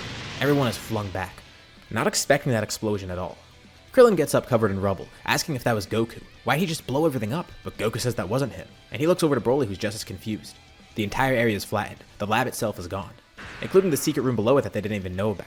It almost looks like there was never a mountain here in the first place. But as they look up, they see a golden glow above them, an aura that almost looks like that of a Super Saiyan. But the aura dissipates as someone floats down. It's Piccolo. As he floats down, 17 and 18 launch up trying to fight him, and he fights both of them off at once actually. And there's a mangled Jiro on the ground trying to get up, but he's killed easily by 10. And they're watching on confused. What happened with Piccolo? He looks a little bit different and somehow he's a lot stronger than before. They're glad that he showed up, but they don't know what's going on. Goku launches up, taking on Android 17 as Piccolo faces Android 18. And together with relative ease, they actually defeat the androids. And Piccolo tells Goku he could have handled that on his own. With Goku getting a better look at Piccolo, his skin looks a lot smoother and yellower. But then he powers down and returns to normal. It looks like he has some sort of new transformation. Piccolo says he doesn't owe them an explanation, but he will explain anyways. He unlocked this power out of resentment for himself, but not by any natural means. During the training leading up to the androids, he realized how far behind everyone he was, With his raw strength alone, he was able to catch up to the humans, but that was just their base form. They still had Kaioken on top of that. And as for Goku and Broly, it's no use. He would never get to their level, especially in Super Saiyan. And long ago, Piccolo had an idea that he never thought of doing. But out of a mix of curiosity and resentment for his own weakness, he wanted to try it just to see what he was able to do. Piccolo was able to get the Dragon Balls one day, attempting to wish for more power, and Shenron wasn't able to do that. But Shenron offered to do something else. He said he could awaken Piccolo's potential. He can't make wishes beyond the creator's power, but Kami actually does have this power being an older Namekian. He just never realized it. So, Piccolo decides to do that. He gets its potential unlocked. And it worked, a lot better than expected. He was left so far behind that he did this reluctantly, but now, he's more than pleased with his power. He doesn't really like the method of obtaining it, but it is his own power. This was his own potential that was awakened. The group's surprised that he got the Dragon Balls in the first place, and Piccolo laughs. It's not like Kami would have been able to do anything to stop it anyways. Not only is he far weaker than Piccolo, but if they did try anything against Piccolo, Kami dies too. But it looks like even with Piccolo's brand new power, his help might have not been needed. Super Saiyan 2 Goku and Super Saiyan Broly are actually strong enough to help here. No one else even got a chance to fight. Gohan shows up not too long after, the future version.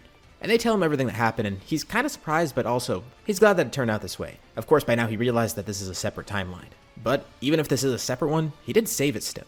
His might have not been reversed, but this timeline is perfectly okay now. But Piccolo said he wished for this power for one more reason. He's been waiting so long to fight Goku once more, and now is the perfect opportunity.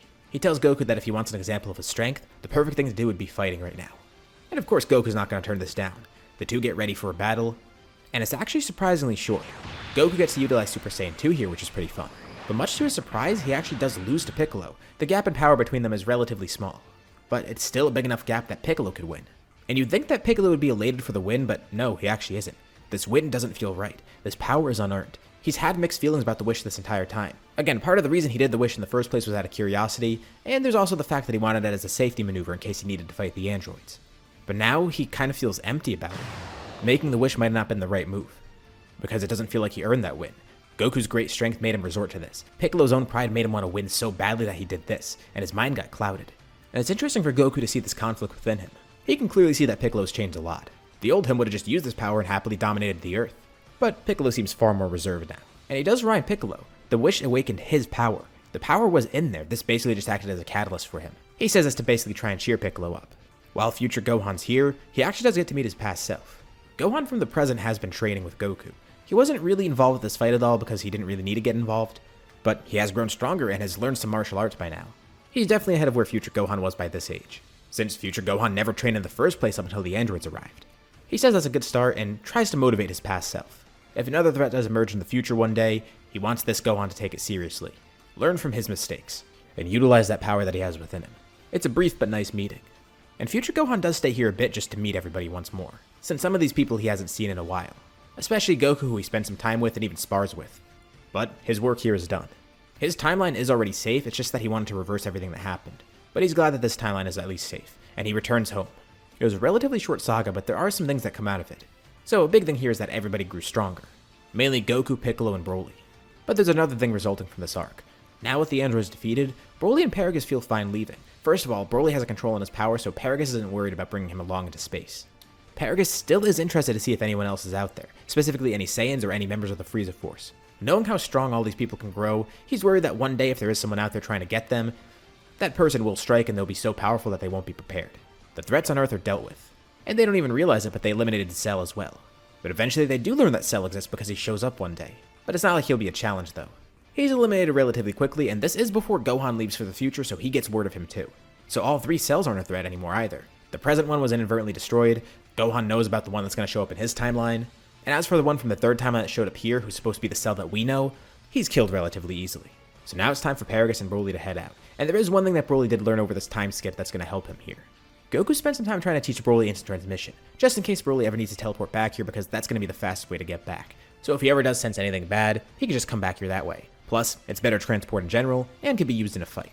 Broly honestly isn't too sure about going with Paragus, but decides to anyways. He will be back on Earth eventually though. But he is going to join his father on this expedition.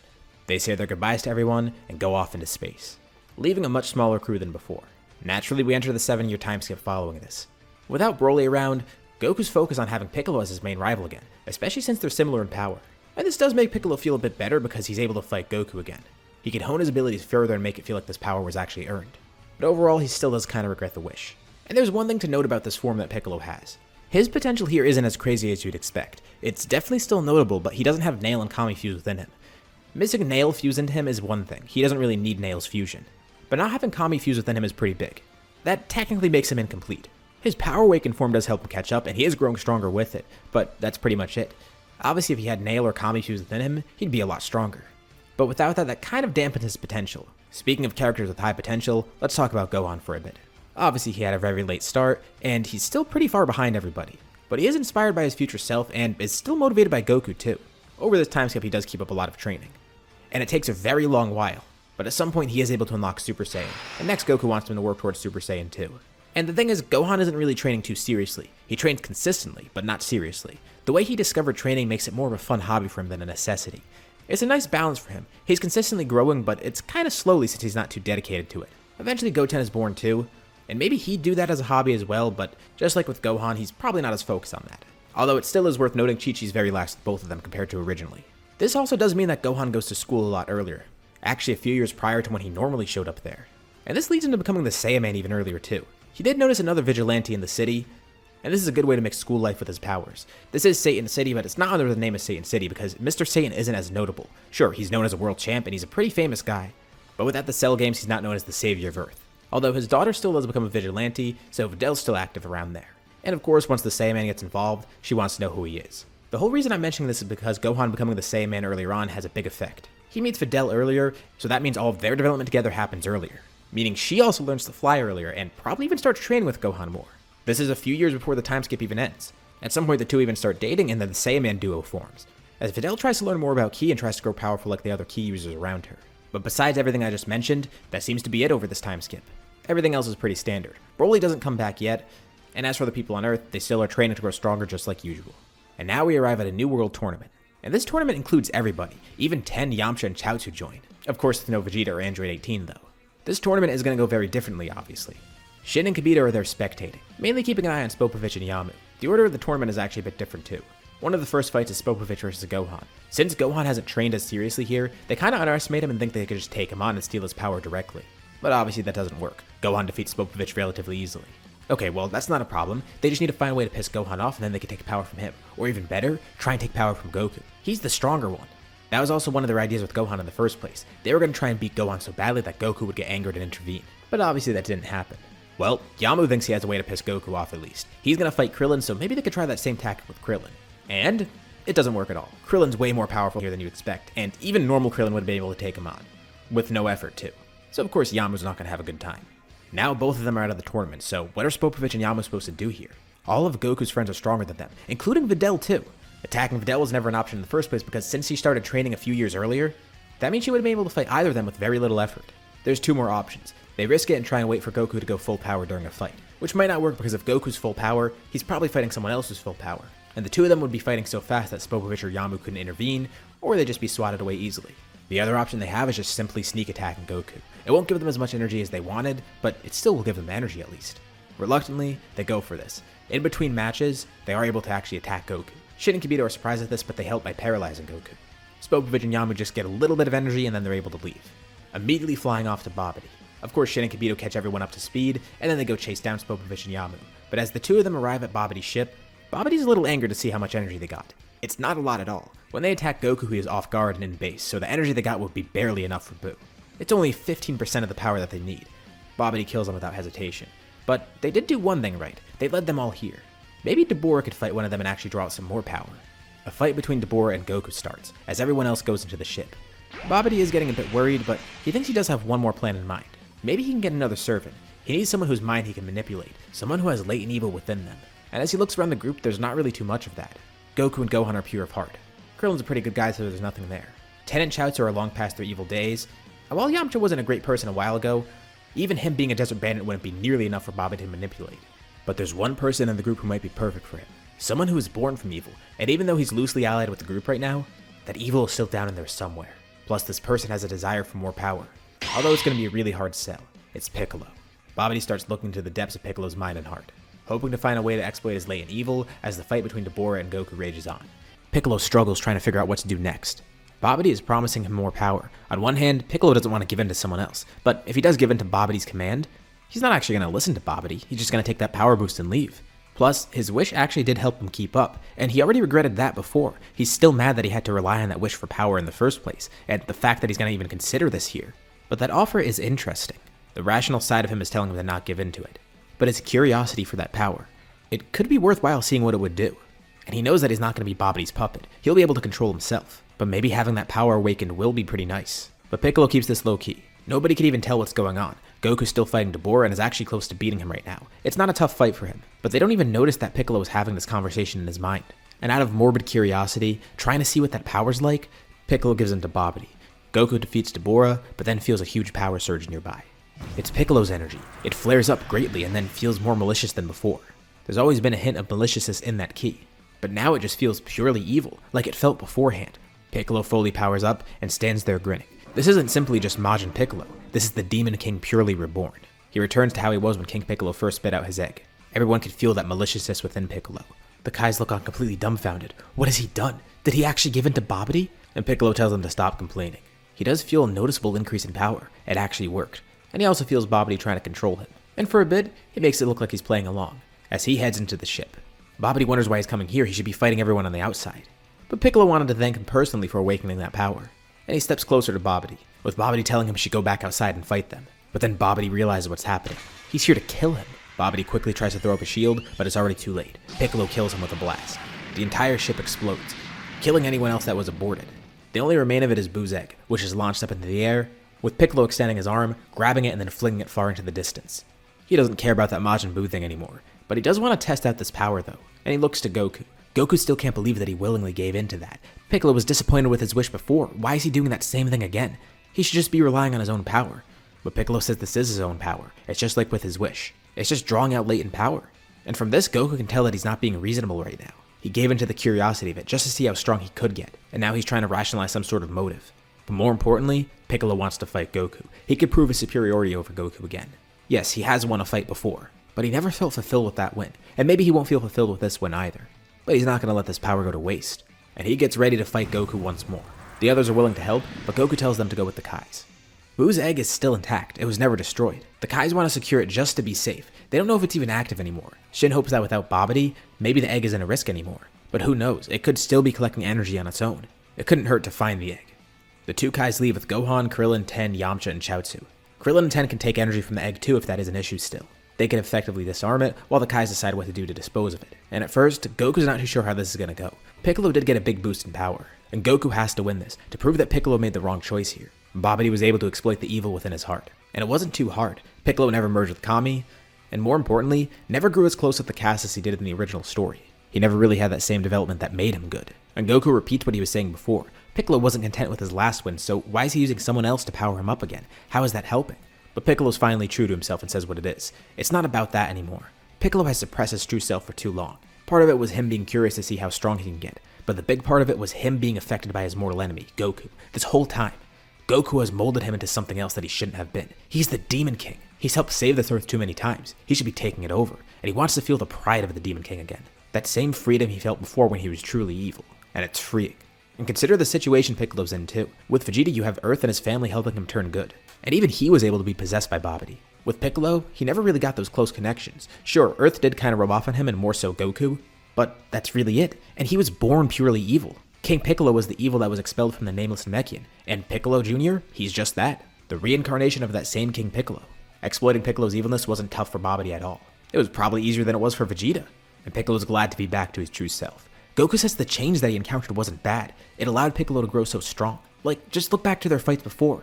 The 23rd World Tournament, their first battle after that. While Piccolo was still, well, Piccolo. Piccolo truly proved himself when he actually allied with them. Their influence wasn't a bad thing, but Piccolo doesn't see it that way. It was a bad thing for him. And he wants to see what it's like being his old self again. Goku doesn't know why he wants to be like King Piccolo. Why not be his own thing? But if that's how he wants it, Goku has defeated Piccolo before. He's defeated King Piccolo before. This isn't anything new for him. He'll find a way to win here.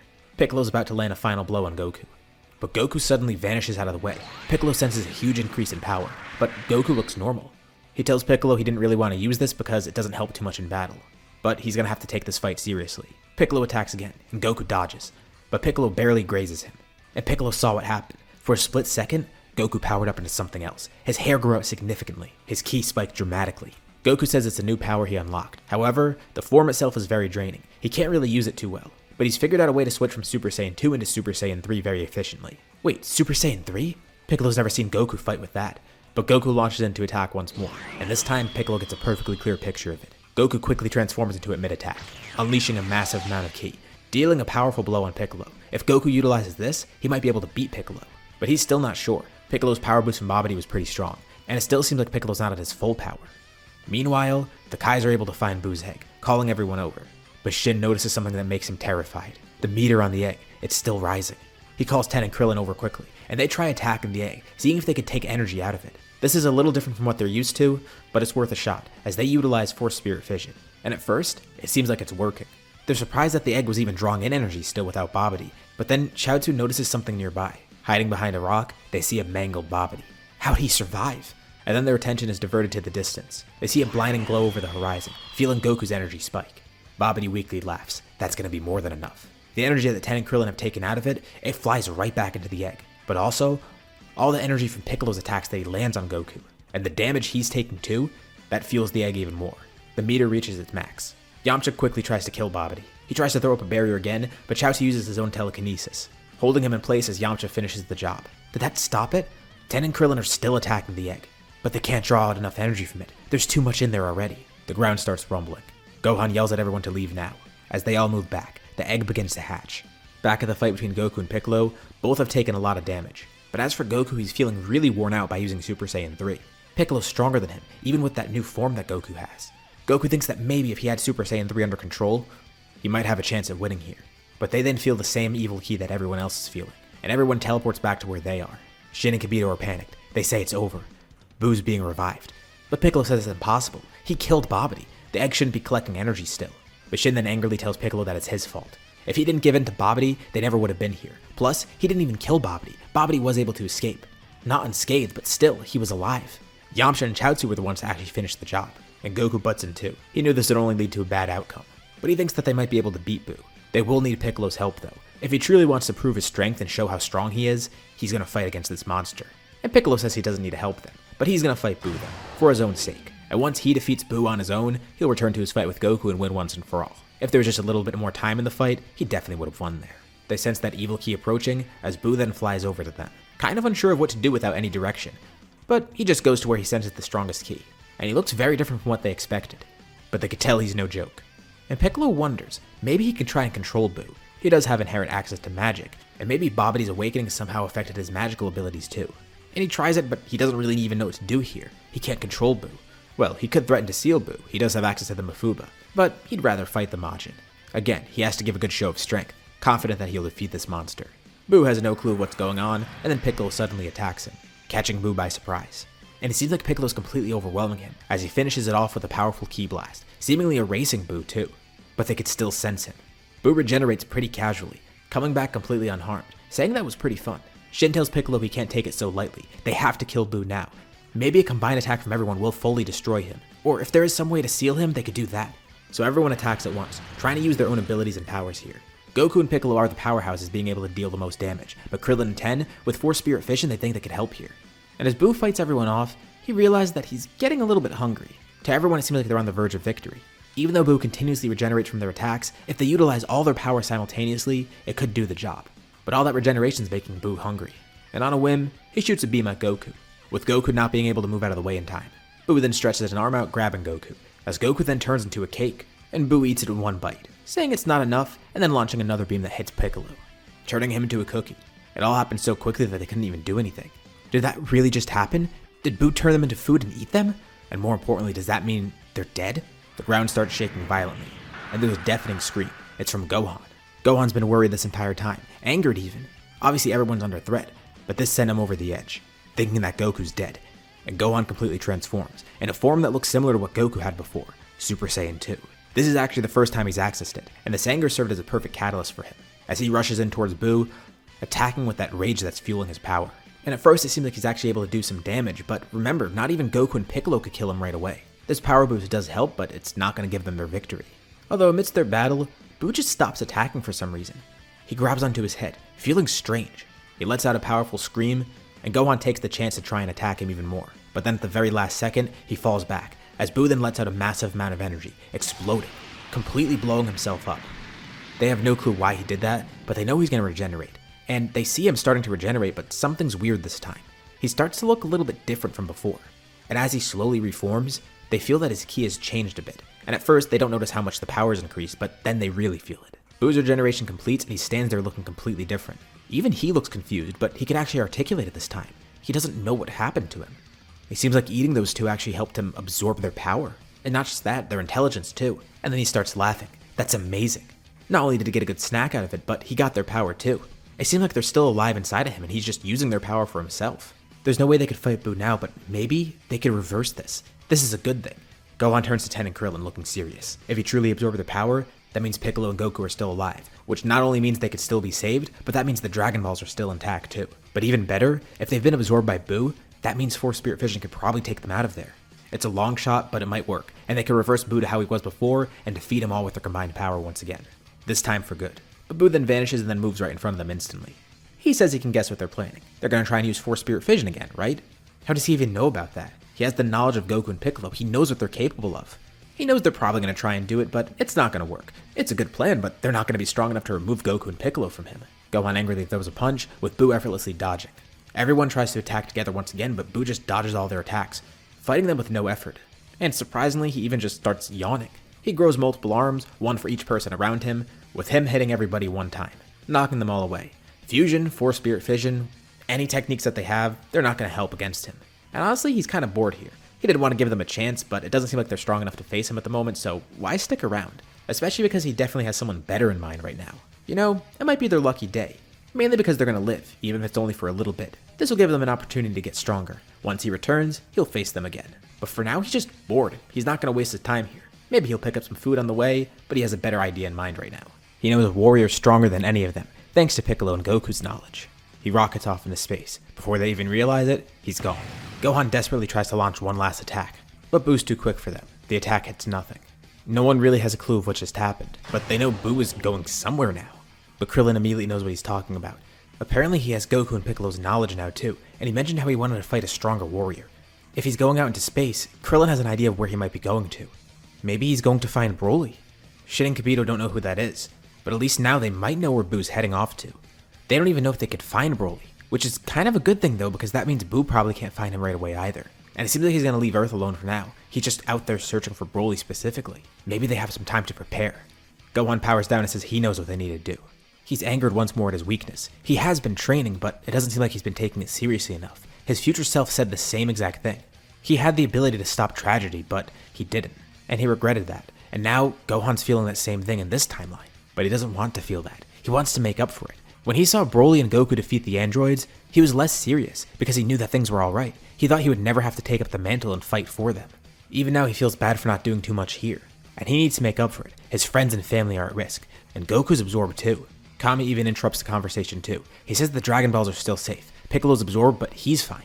Kami even considered one way to destroy Piccolo. Destroying himself would do that. That could have stopped the fight between him and Goku, and maybe it could even power down Buu. But they need the Dragon Balls there, so Gohan says not to do that. They don't want Kami to die either. They can't let him die just to get a chance at victory. It might not even work. But Krillin and Ten step up to Gohan saying he could still make up for it. They all can. They saw his anger too for the first time, and the Kais wonder if they could utilize that. For now, Buu's gonna leave Earth alone. Who knows if he will find Broly?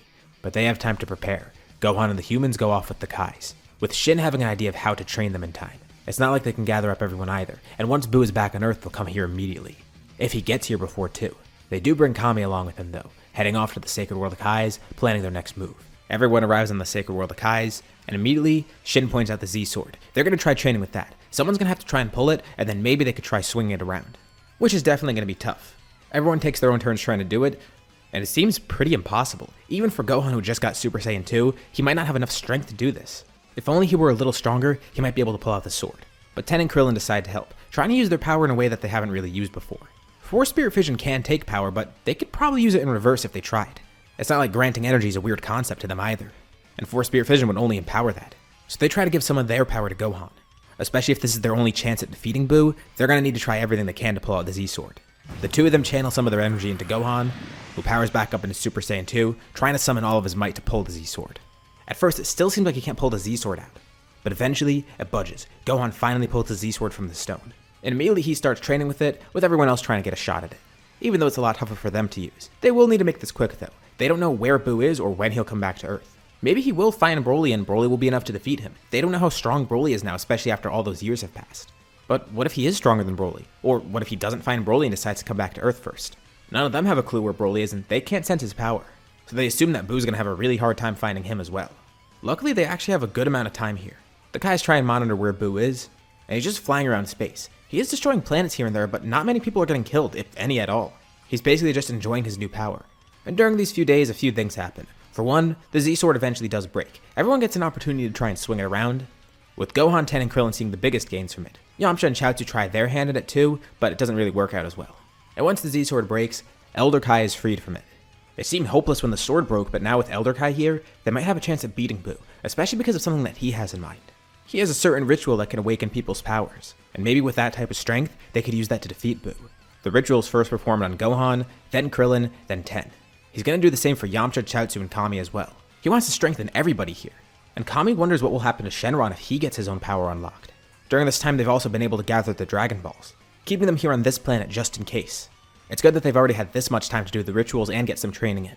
But Buu seems to be coming back to Earth. It looks like his search for Broly is ending, and they decide to go back to Earth right away. Yamcha, Chaozu, and Kami stay behind to get the ritual done on themselves as well, but they probably won't be able to fight. Although they wish the other three good luck, as Gohan, Krillin, and Ten are taken back to Earth, with their full potential now unleashed. The second they get back, they power up, trying to draw Buu out, and he teleports right to them. He tells them they made good timing coming back here. He hoped that he would find Broly, but he couldn't, although he's glad that they got stronger in the meantime at least. He knew that in the worst case, that would happen, and that would give him some fun here. This will entertain him from now. These guys will be an appetizer. He'll test his power against them, then kill them. And then he can search for Broly again with all the time in the world. And this creates kind of a tough situation for the three fighters as well. Killing Buu might be tough, but maybe they can't accomplish it. Although the issue is if they kill Buu, that means they're killing Goku and Piccolo, which they don't want to do. Especially because if they kill Piccolo, they can't bring either of those two back. The Dragon Balls will be gone, and that means Kami dies as well. And besides, there's a better way than just killing Buu. Maybe they could save Goku and Piccolo, and then kill Buu separately. This is one of the plans they worked up on the Sacred World of Kai's. Gohan's the strongest of the three fighters here, ready to use his power to defend Earth, wanting to make up for his failure before. Krillin and Ten have gotten incredibly powerful as well, but they're not going to use their raw strength here. Gohan will be the main fighter against Buu, and the two of them are going to fight, but they're going to focus on doing something else.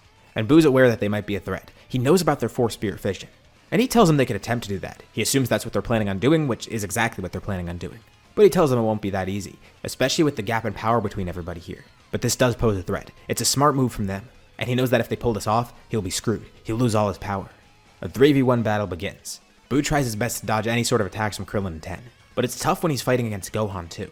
The ritual on Gohan was pretty potent. He had more than enough time for the full ritual, and I'd say Gohan's potential here might be a little bit higher than normal. Even though he was weaker than his main story self, the fact that he's been training at least a little bit more consistently really does help here, but the power he has won't be enough to defeat Buu alone. He's gotten every ounce of power drawn out of him, and they know to be wary of Buu's absorption as well.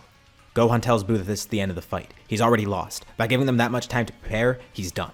Ten and Krillin then multiply themselves greatly. Dozens of them surround the area. Gohan launches a blast quickly and then jumps back, as the clones of Ten and Krillin attack. Buu's able to destroy some of them, but in the chaos he didn't even realize. He got hit by them a couple of times. They weren't looking to do too much damage either, just enough to actually pull out some power from Buu. And together, the two of them activate their Four Spirit Fission. Buu feels immense pain as his power then suddenly drops, with Goku and Piccolo being separated from him completely. And together, without hesitation, the three of them attack Buu, combining all their strength together, erasing what remains of him. And it's not too hard to kill this Buu. With all that power gone, he's way weaker than before. And it seems like they've done it. They've won. They saved Piccolo and Goku. But Ten notices a strange power. It's very faint, but far away he feels it. It feels like Buu's power. There's a powerful glow in the distance that grows larger and larger. Quickly, Krillin grabs onto Goku and Piccolo, with Ten grabbing onto Gohan. They immediately teleport away from the planet, as it then explodes completely. They end up back on the Sacred World of Kai's. What just happened? And as they're watching over Earth, they see. It's completely gone. It seems that during the battle, Buu might have split off a small piece of himself, basically as insurance. He regenerated from that and blew up Earth completely, destroying the planet and everyone on it. And they see him, laughing out there in the middle of space. He may have lost all his power, but he won this battle. He'll find a way to get that power back somehow too. Goku and Piccolo then regain consciousness and are caught back up to speed. And thankfully it seems like Piccolo is back to normal again too, no longer Majin. But as all this discussion is going on, Kami is sitting there silently, getting the ritual done on him by Elder Kai. If getting potential unlocked works for Piccolo, it might work for him too, although a little differently. He tells them hope hasn't been lost yet. there's still one way they could win, and that's why he's not panicking. He thanks Elder Kai for the ritual, but he's going to have to cut it a bit short, with Elder Kai looking a bit mad that they're getting the Dragon Balls. Although, given the circumstances, he understands why they're using them. Kami says it's a good thing they saved the Dragon Balls here, and now with his brand new power, he can upgrade Shenron as well. Kami tries to summon the new power that he's been given by Elder Kai. In terms of combat ability, Kami is stronger, but he's nowhere near the rest of the group. He's still very far behind. But he has a strange glow surrounding him, one looking like Piccolo's power awakened form. All the Dragon Balls start levitating in front of him, also shining with this brand new power that Kami just got. They all swirl together, and then Shenron appears, with Shenron being much larger than before too. And Kami asks the rest of the group if they're ready. This is all going to happen quick, so they're going to need work quick. He tells them to get ready to teleport back to Earth. Kami makes 3 wishes in rapid succession. First, restore the power of everybody here on this planet. Second, restore Earth.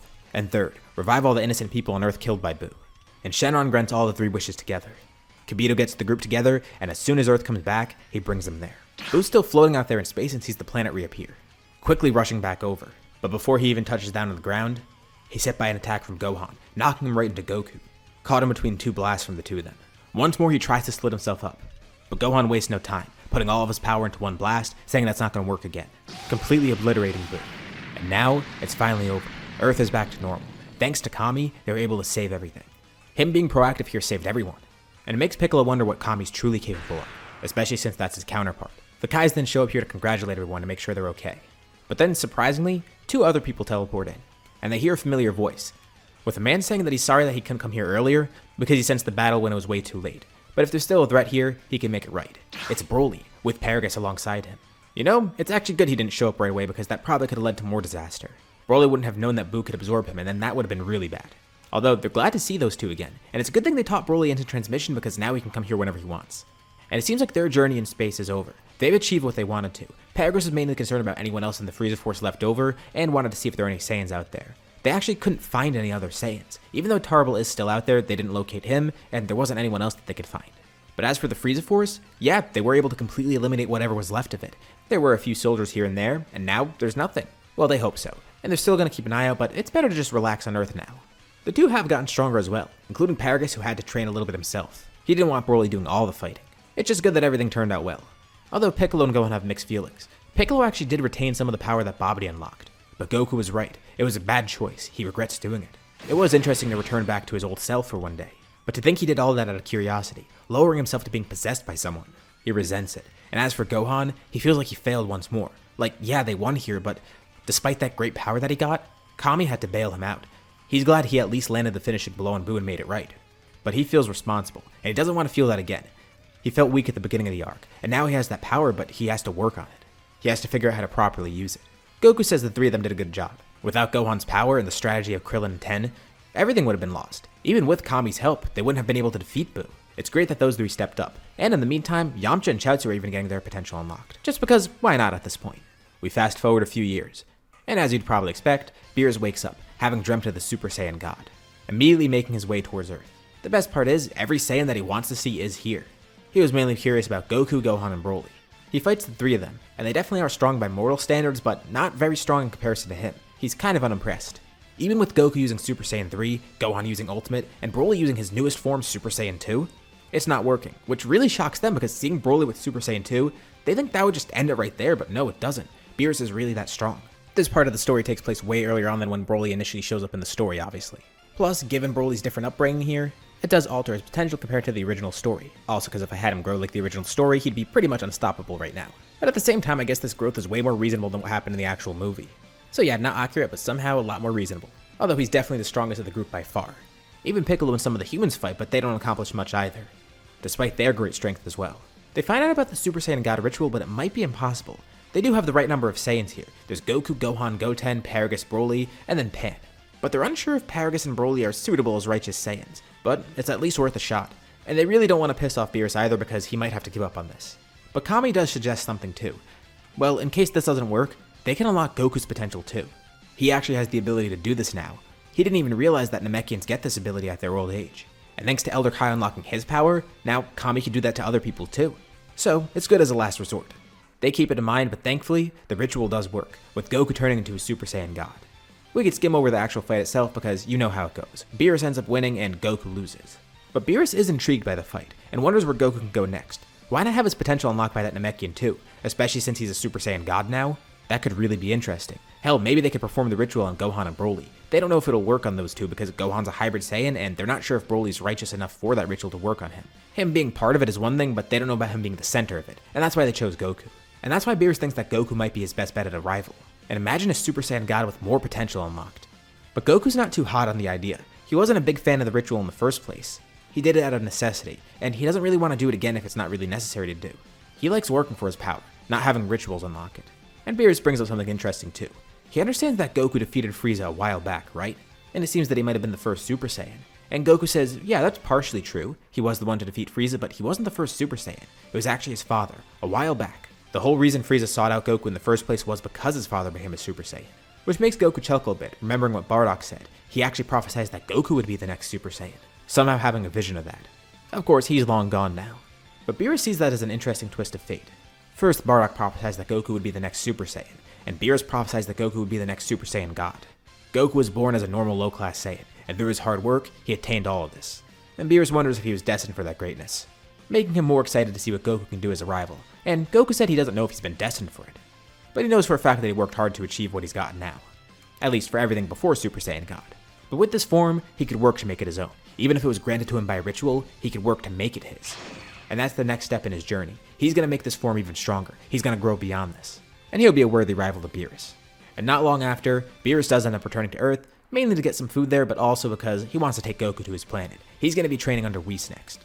Beerus still does wonder about making Broly and Gohan Super Saiyan gods, but that could wait for now. Also, it's better to just have one Saiyan on the planet. His planet's not a hotel and he doesn't want to have to feed all those other Saiyans too. They go off to his planet with Goku wondering where his training will take him next. Everyone of course still does want to keep up their own power. And now with Broly back, Gohan sees an opportunity. He wants to maintain his strength, and even grow beyond it. And he wonders if Broly will train with him. In the past few years after the Buu Saga, they have trained together a little bit, but Gohan wants to get more serious with it. He was mainly focused on training with Goku while he was here, but now that he's gone, he needs a new training partner. Broly might be the perfect match for him. And he wonders what the true extent of Broly's power is. He watched Broly fight against Beerus, but he wants to see more of Broly's strength. And Broly thinks the same too. He wants to see how Gohan's grown. He wants to see what kind of power he's obtained while they've been gone. And maybe they can grow beyond it. By fighting together, they'll grow even further. And just like Goku wants to make Super Saiyan God his own, Gohan wants to make Ultimate his own. And he doesn't need a ritual for Super Saiyan God. He'll grow himself. He knows he and Broly have great potential on their own, and that's exactly why they make great sparring partners. Together, the two of them will grow so strong that even Beerus will be surprised. The two of them find an empty wasteland, ready to begin their first sparring match.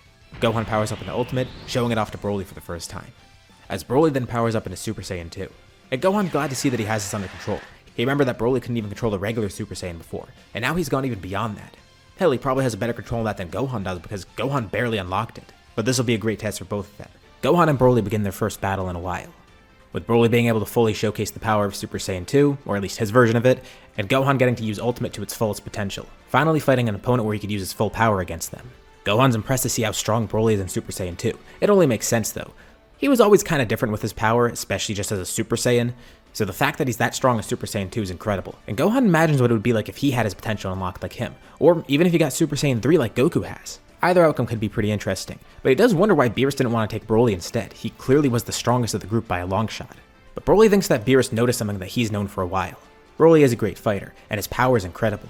A lot of his time training though, it was spent trying to refine that power, trying to control it. And out in space, he didn't have a master to train him. He was going off his own knowledge and basically just getting experience from random battles. Although it's worth noting those fights probably weren't too intense.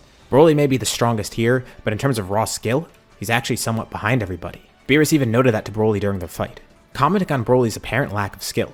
And that's what Broly really wants to work on now. He has more than enough power. Now it's time to actually work on the skills around that, his abilities, his techniques, everything in his fighting style. He wants to further refine that. It seems he and Gohan actually have somewhat opposite goals, and that's good. They could each help each other in that sense. Gohan wants to grow stronger in terms of raw power, feeling confident in his current skill. Broly wants to become a better fighter with better tactics and such, already content with his level of strength. He is able to beat Gohan in this fight, but they each recognize their own shortcomings, but realize they could use each other to build upon themselves. Grow beyond those shortcomings, make it like it wasn't even there in the first place. And there is a third person that's involved in all of this too, Piccolo. He wants to learn what their strength is truly like. And surprisingly enough, he's in the same boat as Gohan, albeit for different reasons. He has resentment towards himself, and he wants to grow stronger to make up for that. Wishing for his power, and then having Babidi possess him, he still resents those things. He's glad that he's strong, and he does have a lot of skill. He doesn't feel like he needs to work on either of those things. He just wants to work on himself. He wants all of this to feel earned. Broly wants to grow as a martial artist. Gohan wants to grow stronger and make his power feel earned too. While Piccolo, he solely wants to make his power feel earned. He needs to strengthen his view of himself. How about everybody else? Well, Krillin and Ten don't really have that issue for themselves. Of course, they would love to grow stronger, but they're kind of just naturally disadvantaged compared to the Saiyans and even Piccolo.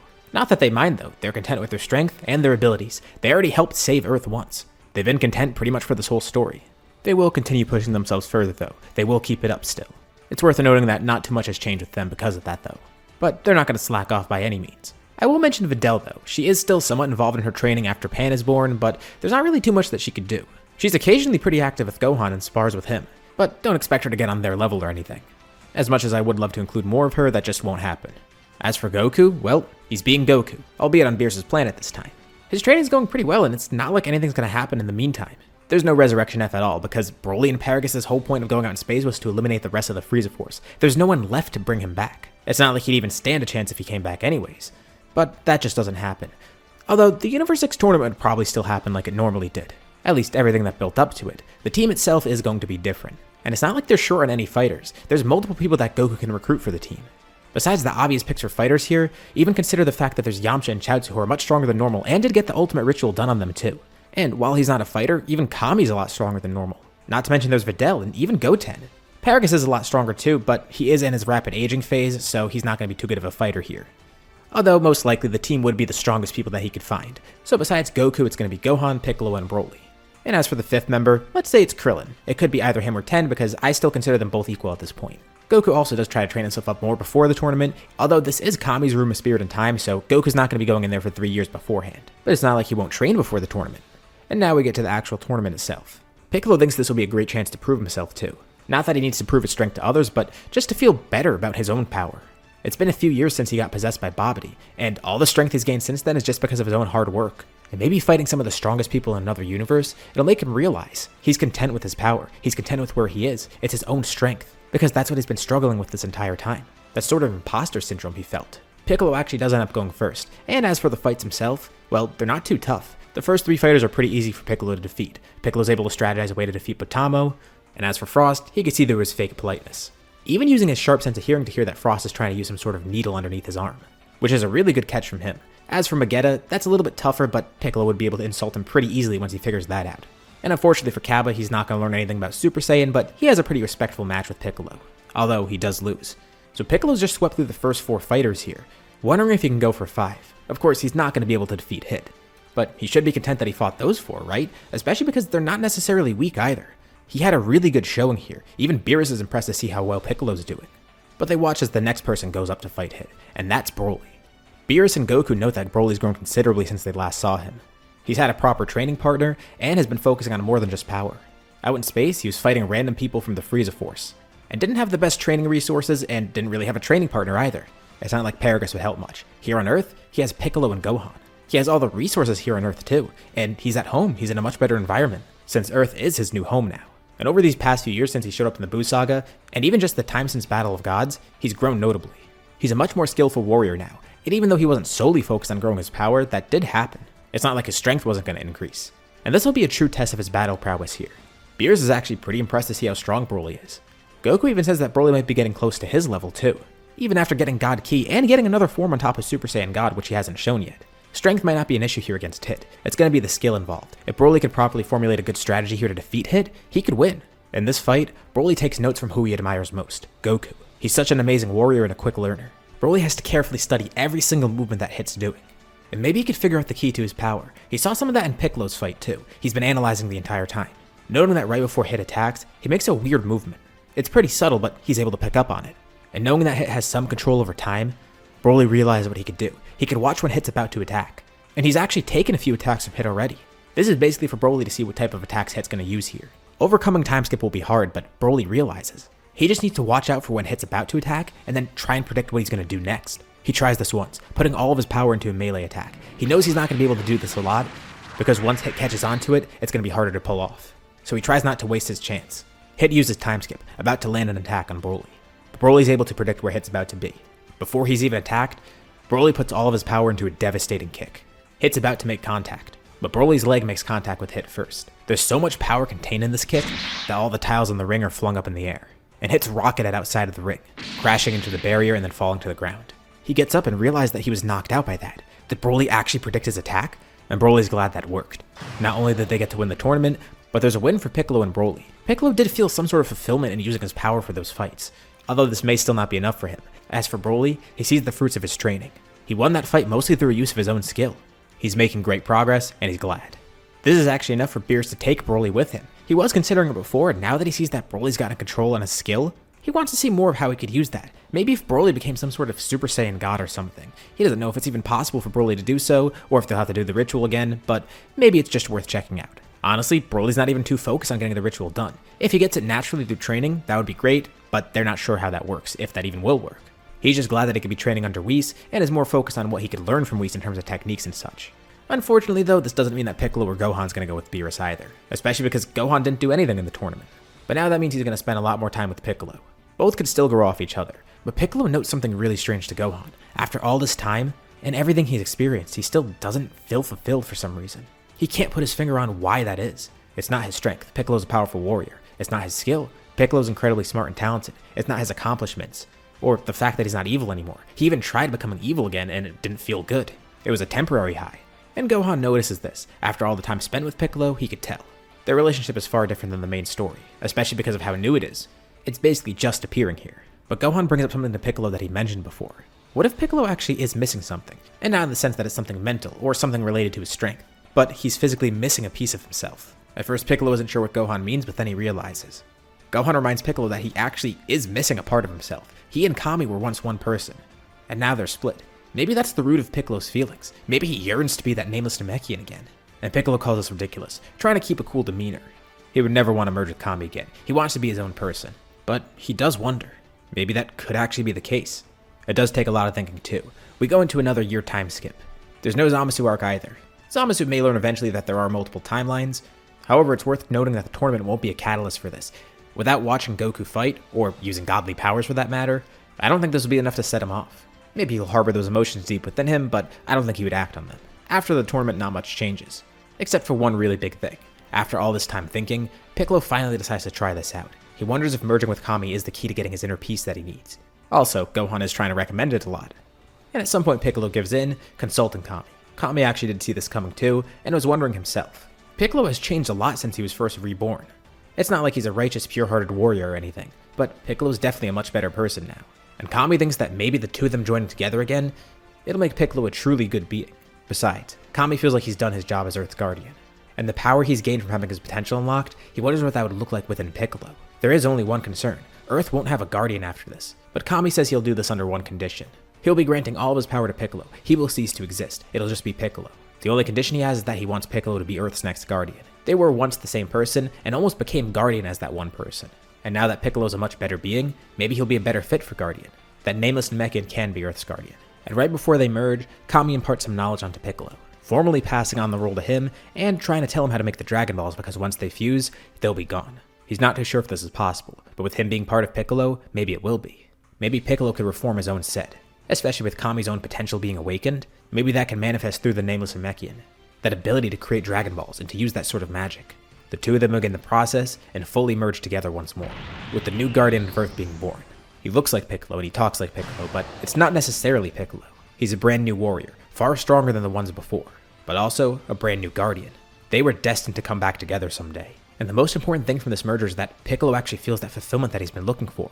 That was the key, the piece of him that was missing. It was Kami. He was physically missing that. It wasn't Piccolo that was yearning for that, it was the nameless Namekian. And now he's finally back to how he should be. Immediately creating a new set of Dragon Balls afterwards, surprised to see that it does work. Although he does get some help from Popo too, who has a nice model of Shenron. But the Dragon Balls aren't too important to him. He's just glad to be at peace, finally being whole again.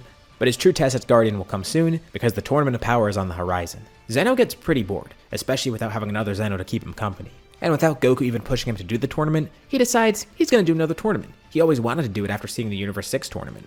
And funny enough, he actually didn't get to see much of Goku because Goku never fought, and he wasn't as forward with Zeno when he showed up. But now Goku has the opportunity to show his strength after all his training. But they're going to need to formulate a team for the tournament.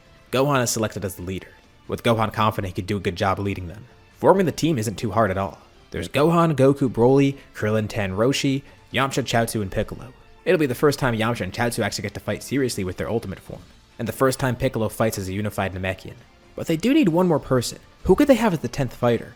Well, there's Goten, but Goku feels like he doesn't have enough experience to help here. Then there's Videl, who actually ends up turning it down. She does have the experience to help, but she doesn't necessarily have the power to back it up, although she appreciates that she's been considered, but knows unfortunately that she'll be disadvantaged there.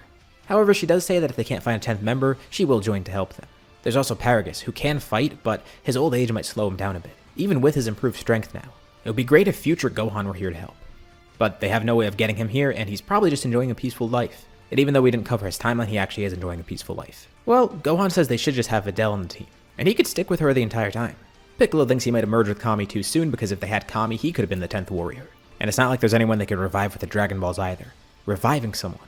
Wait, Goku gets a good idea. He knows one person they could trust who might be strong enough to help them. Although, it's kind of a long shot. He remembers that Baba was able to bring Grandpa Gohan back for a day, so maybe she could bring a parent back for Goku again. His other father, Bardock. It's a long shot, but he remembers beating him in hell. But from what he remembers, Bardock wasn't too terrible of a person. Sure, not a great guy. He was in hell for a reason. But he could probably help here. And since he's been dead this entire time, it's not like he'd age like Paragus did. It takes some convincing from Beerus and Whis, but Goku eventually goes to recruit him. So, Goku goes to hell. In a good way. He searches for Bardock's energy and then teleports over there, surprising Bardock as he appears and sees his squad around him.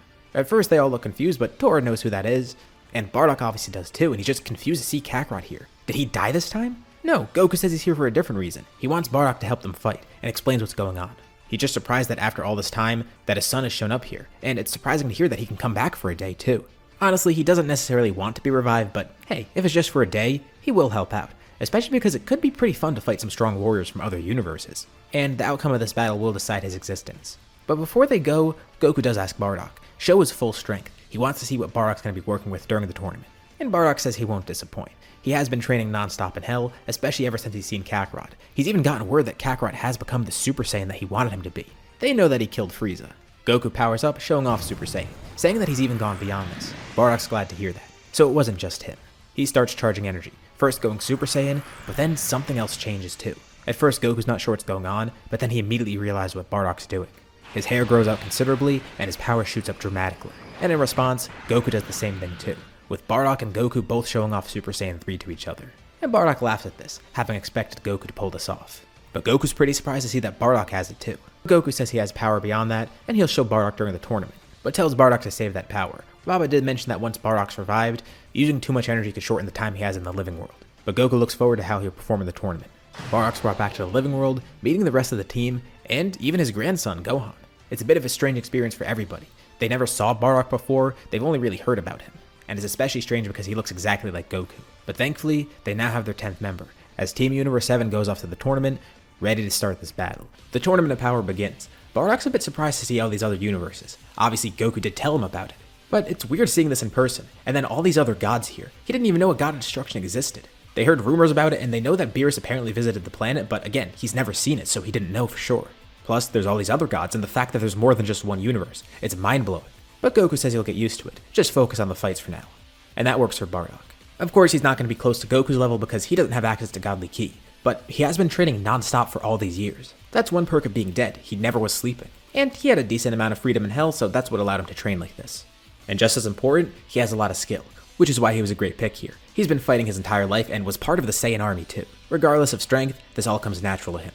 A lot of the people actually fight on their own here. Gohan initially did want people to stick together, and they tried to as much as possible, but a lot of the people here on the team are stronger than they would be, especially the humans. Although they're going to be more focused on strategy by default, so they still do stick together, trying to at least make an effort for that, even though they are stronger individually too. Piccolo's kind of off on his own though, wanting to test his new awakened power. It's not like he got a new form from fusing with Kami. His power awakened form is still his peak, but it's grown significantly since the last time he's used it. And with all these strong people here, he's going to want a good battle. And he does try it out against some fighters and realizes they're way too weak for him. He gets a few eliminations in the process, but this isn't really a good test of his strength. But he notices one person that really catches his eye, Jiren. Of course, Goku's thinking the same thing too. Goku does have some other distractions, but then he notices Piccolo going up to Jiren, and he pulls Piccolo aside for a bit. The two of them are thinking the exact same thing. And they also don't want to fight together. They'd rather just fight individually for now just to see where their strength is against him. If they need to fight together later, they will. Goku wants to because, well, he's Goku. And as for Piccolo, he still does need to test his strength. And Goku kind of understands that, so he lets Piccolo go first, because he also wants to see how strong Piccolo is now. But he does tell Piccolo, if he sees any sign of him slacking, then Goku's gonna jump in regardless. Whether that be fighting alongside Piccolo or individually. And Piccolo chuckles. He's hoping Goku won't get a chance, aiming to defeat Jiren obviously. Piccolo's fight against Jiren begins, and at first he's actually doing really well. He's fighting in his Power Awakened form, but he's not at his full strength, and Jiren's actually fighting back with a lot of effort too. This battle kinda does amaze the others. They didn't realize Piccolo was this strong. Bardock's fighting alongside Goku, and he looks on pretty surprised too. He didn't know Namekians could get that powerful. He thought they weren't even really fighters. But Goku says Piccolo's a special case. Although just because Piccolo seems that powerful at the moment, it doesn't mean that Goku's gonna give up fighting here either. He's got his own tricks in store too. Plus, there's Broly there as well that he needs to keep an eye on. With Bardock completely forgetting about that other Saiyan. Broly's so different from the other ones that Bardock's met, and the same goes for his power. And then there's his grandson Gohan too, who's not even transformed right now. Or at least it looks like he isn't. He's in his ultimate state. Universe 7's doing really well right now, but Broly notices something. Piccolo's starting to have some trouble against Jiren. Jiren showcases even more of his power. Then even transforming, bulking up considerably as his aura flares up too. This is his full power. Broly tells Goku they need help here. They don't know if Piccolo can handle that. Honestly, Goku's not too sure how he'll do in that fight either, but he does want to help. He thinks Broly could definitely handle it, and they're about to jump in. Watching as Piccolo tries his best to fight Jiren, but to no avail. Nothing he's doing is working. His power is greater than before, but he didn't expect Jiren to be this strong. And not just that, his speed, his skill, everything. Piccolo feels completely outmatched here. Jiren launches a powerful blast, digging Piccolo right through the ring, with a deep crater almost going below the ring too. Jiren looks down in the crater, holding his hand out and aiming it downwards. He commends Piccolo's strength, but this is where the battle ends. He charges a blast quickly, launching it down that crater. Jiren turns around as a massive pillar of ki launches out of it, with everyone assuming Piccolo's been knocked through the ring, but he doesn't show up on the stands. And that pillar of ki coming out of the crater, it starts changing. First it looked like it came from Jiren's blast, but now it's become something completely different. It looks like someone's aura, but not like one they've ever seen before. The entire ring, no, the entire world of void is shaking from it. The ring starts cracking, and it splits from the part where the crater was. Jiren turns around, stunned to see Piccolo standing back up there, looking far different from before. Piccolo doesn't know what this power is, but maybe it's something extra that Shenron granted him and Kami, and with them merging, he's now able to fully access this. But whatever it is, he knows it'll be strong enough to win this battle. He resumes his fight with Jiren, now having a second wind picking him up. You know, Goku's kinda glad he didn't have to intervene. That pushed Piccolo to the limit, and with him helping, that wouldn't have happened. Plus, Goku and Bardock are in their own fight right now, against two other Pride Troopers, Toppo and Dispo. And Goku notes something during the battle that surprises Bardock. He could tell that Toppo's holding something back. No matter how much power Toppo uses, it's not his full strength. And Goku asks if he can reveal his true power, as he even goes Blue Kaioken. Maybe this will coax Toppo into doing something. And using this, he's able to heavily outspeed Dispo, who shows his full strength too. And Goku keeps trying to get Toppo to do something. Bardock says he's not sure if that's a great idea, but he gets why Goku's doing it. Even though there's a lot at stake here, it is going to make the fight a lot more interesting, and it's something he'd do too. Plus, if there is an issue, they have some other really powerful fighters in the ring, and whatever happens, he's sure Kakarot will handle it. Toppo's pushed to the brink and then transforms, showing off a crazy power. Asking if this is what Goku wanted to see. He's now in his God of Destruction mode. And Goku's content. That's exactly what he wanted to see. He and Bardock fight Toppo together, with Goku pushing Blue Kaioken to its limit. And let's be honest here, Goku's pretty much carrying this fight. But it's not like Bardock isn't helping. Having two people there means two things for Toppo to focus on. Bardock focuses on trying to distract Toppo. He even does something pretty unexpected. As Goku and him are dueling, Bardock goes Super Saiyan 3 and then has a key sword in his hand. And he starts running around Toppo, attacking from different angles. It's not really doing anything, but at the very last moment, he and Goku jump back. With Toppo then realizing what happened, Bardock was dragging that key sword behind him, slicing through the ring so it would be unstable. Bardock and Goku stand together, quickly charging a blast to launch that piece of the ring out. Toppo holds a hand out trying to jump through it, but Goku quickly jumps up in the air, still launching the blast. And for a second he stops doing it, then charging into Kaioken again using his maximum power. He propels himself downwards with a kick. Toppo's about to grab onto the ring, but Goku kicks him square in the face with all of his power. Then using a feat Kamehameha to launch himself back into the ring, while also propelling Toppo further downwards, knocking him out. That worked pretty well. Gohan's fighting the Universe 6 Saiyans at the moment, with Broly there too, but it's not too interesting of a battle. They're mainly intrigued just to see other Saiyans, but they don't have Super Saiyan, so the battle itself won't be that exciting. And as we look around the ring, the only fighter that Universe 7 lost was Roshi, with him being the weakest fighter of the team. The other humans are all holding their own pretty well, and two of them could teleport after all, so it's not hard for them to stay in the ring. The only battle still ongoing is Piccolo versus Jiren, and the only reason Piccolo's having a tough time is because he was beaten down a lot before. Had he been at full stamina, this would have been an easy fight, but he still ends up winning against Jiren. There's just a few other fighters to clean up, and then Universe 7 wins. And just like Goku thought, that was an awesome experience. Not only were the other fighters amazing, but the people in his universe were too, even Bardock. As for an MVP, we'll say it's Gohan as the team's leader. While people like Piccolo and Goku got bigger eliminations, Gohan probably still got more with a lot of the fodder fighters. Either way though, the wish is made to restore the other universes. Following the tournament, Bardock's not going to be revived. There's a few reasons. He never asked to be revived, and we even mentioned in the last part too that he's been dead for too long and would rather just stay here because it's weird to come back after this late. And they don't really have a reason to either. He did say he wanted to fight a day, and that was more than enough for him. He would rather just return to Hell because that's where everyone he knows is. It would be weird coming here for no reason, although he's glad that he got to fight with Kakarot for once, and also got to meet all these other people too, including the rest of Kakarot's family, which is his extended family.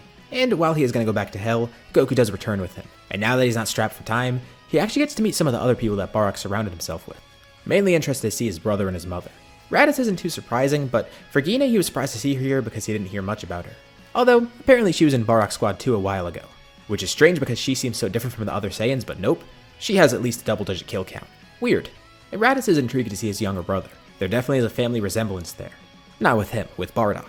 And weirdly enough, there is one more Saiyan that wants to see Goku. It's Vegeta. With Raditz introducing him. Vegeta could tell Kakarot's not a normal Saiyan. He's very different from everyone out here. He's far too soft and kind-hearted. But he still is interested to see him, knowing he's another Super Saiyan, the one to defeat Frieza. And it's funny, it reminds him of a while ago when he told Frieza that there were more Saiyans out there, just to scare Frieza when he killed Vegeta. But Vegeta was right, and not only was he right, but that Saiyan rose up to be a Super Saiyan, eventually taking part in his defeat. And for that exact reason, Vegeta does respect him. Following the Tournament of Power, there's no Broly movie obviously because, well, I don't think I need to explain that. The Moro arc almost does happen, but it's stopped pretty quickly. Krillin and Ten have Force Spirit Fission, so stopping Moro won't really be too big of an issue. Especially because with these two, they'd probably try and stop him before he gets too powerful. It might be a challenging battle for them on Namek, at least just in terms of raw strength, but they're able to stop him from growing any stronger and get rid of the rest of the power that he has gained. The Granola arc also probably won't happen, at least not in the same way. Without Frieza being here, and to a lesser extent without the Moro arc, things aren't going to line up how they did in the main story that caused this to happen. The heaters work undisturbed, and Granola still works underneath them. But there is one final arc that probably would happen, and that's Superhero. Years after the tournament, Broly and Goku are on Beerus' planet, continuing their training. The Tournament of Power really pushed Goku far, and with a great training partner like Broly, the two of them have grown very powerful. Broly obviously has God Ki by now, working on his own Super Saiyan God form too, which is excessively powerful. As for Goku, he's unlocked Ultra Instinct. He doesn't have as much experience with it as he did in the main story, but he's still pretty good with it now. Years have passed after all, but we're not focused on them. We're focused on what's happening with Earth. Piccolo's at his house one day, and someone shows up to attack him. At first it seems like Piccolo's no match for him. And Piccolo could easily tell that it's an android from the Red Ribbon Army. It's Gamma 2. Piccolo tries to get some more info out of him, and pretends to be defeated, not even transforming. He then follows Gamma 2 back to the Red Ribbon Army's base, and he sees there's another android just like him. And he hears about the plans to make Cell Max. He definitely needs to put a stop to this before it even happens. Cell wasn't too big of a threat before, but he knew that Cell had the potential to be really strong. If they didn't stop him right away, he had everyone's DNA, including Broly's, so he could have been excessively powerful. And that was the one from another timeline. The one from here, it's a good thing he's been obliterated because if he kept collecting data, imagine how strong he'd be. Cell Max seems to be something that's made from scratch at least. And it's not like Piccolo has to wait to attack here. He has more than enough strength. At least he would hope so. He can't track the Gamma strength, but it doesn't seem like they know about his Orange form. They might have data on his Power Awakened state, but nobody saw Orange. He's used that in training a bit, but mainly on Beerus' planet when he's visited Goku and Broly. Maybe he can give them all a bit of a surprise. He slips away while listening into everything, finding where Cell Max is being made. Well, this is simple enough. He's destroyed one lab, so he could destroy another.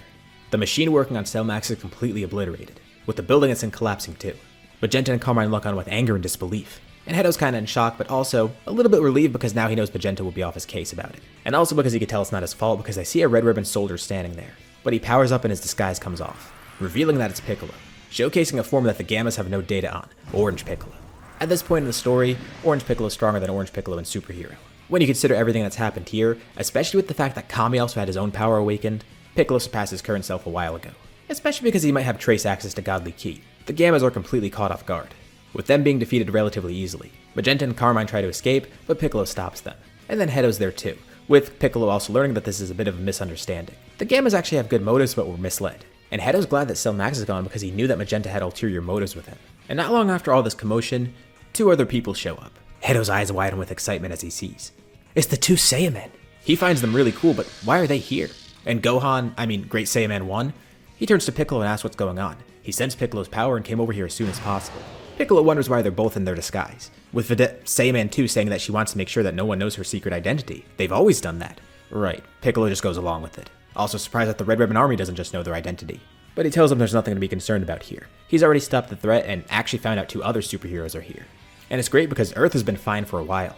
Piccolo's been here as Guardian, and has been doing a good job as such. Gohan's also kept his promise to his future self, and has occasionally gone out on Saiyaman missions with Videl, mainly because he still does want to try and hide his identity, even though some people know that he's a strong fighter. Piccolo doesn't get it, but he doesn't judge. And they're interested to see these other two superheroes, Gamma 1 and 2. You know, the Saiyaman squad could use some extra members. How about as penance for what they're doing for the Red Ribbon Army, they join here. And even Hedo wants to come along too, showing off his superhero disguise as well. He's not what they had in mind, but sure, whatever, the more the merrier. While all this is going on, Goku's still on Beerus' planet with Broly. He still finds it so weird how they met too. It seems like they both lucked out a lot, with Goku being sent to Earth and Broly and Paragus being sent to Vampa. They could have easily been found and destroyed by Frieza, but instead, the opposite happened. Frieza did end up finding them, but it was too little too late. And Frieza could have easily killed Broly and Paragus instead of recruiting them too. Plus, imagine if Goku just didn't fall off Snake Way and never learned about Super Saiyan. What would have happened then? Would they have just been sitting ducks on Earth not knowing about Frieza? Dropping that Senzu Bean off Snake Way was a really great thing. He would have not met Bardock, he would have probably not known about Super Saiyan, wouldn't have defeated Frieza, and even wouldn't have been here now with Broly. But it looks like he was prophesized to be a Super Saiyan by his father, which is really strange. And all those years ago after the Tournament of Power, when he left Bardock in Hell, Bardock did tell him about one other vision that he had recently. All he saw was that Kakarot was going to continue to grow to be a very strong warrior. And for Goku, that's pretty expected. He's never going to stop fighting and growing like this. Speaking of that, he's in the mood to spar right now. Goku goes into Ultra Instinct and invites Broly to attack him. This will be a great test for the both of them. Beerus and Whis watch on as they begin another one of their many sparring matches. And with that, we end off the series here. What did you guys think about this part and the series as a whole? Leave your thoughts in the comments below. I'd love to see what you guys think. As usual, be sure to drop a like and subscribe if you haven't already. It really does help out the channel and shows me you want to see more like this. Anyways, thank you all for watching, and I'll see you all in my next video.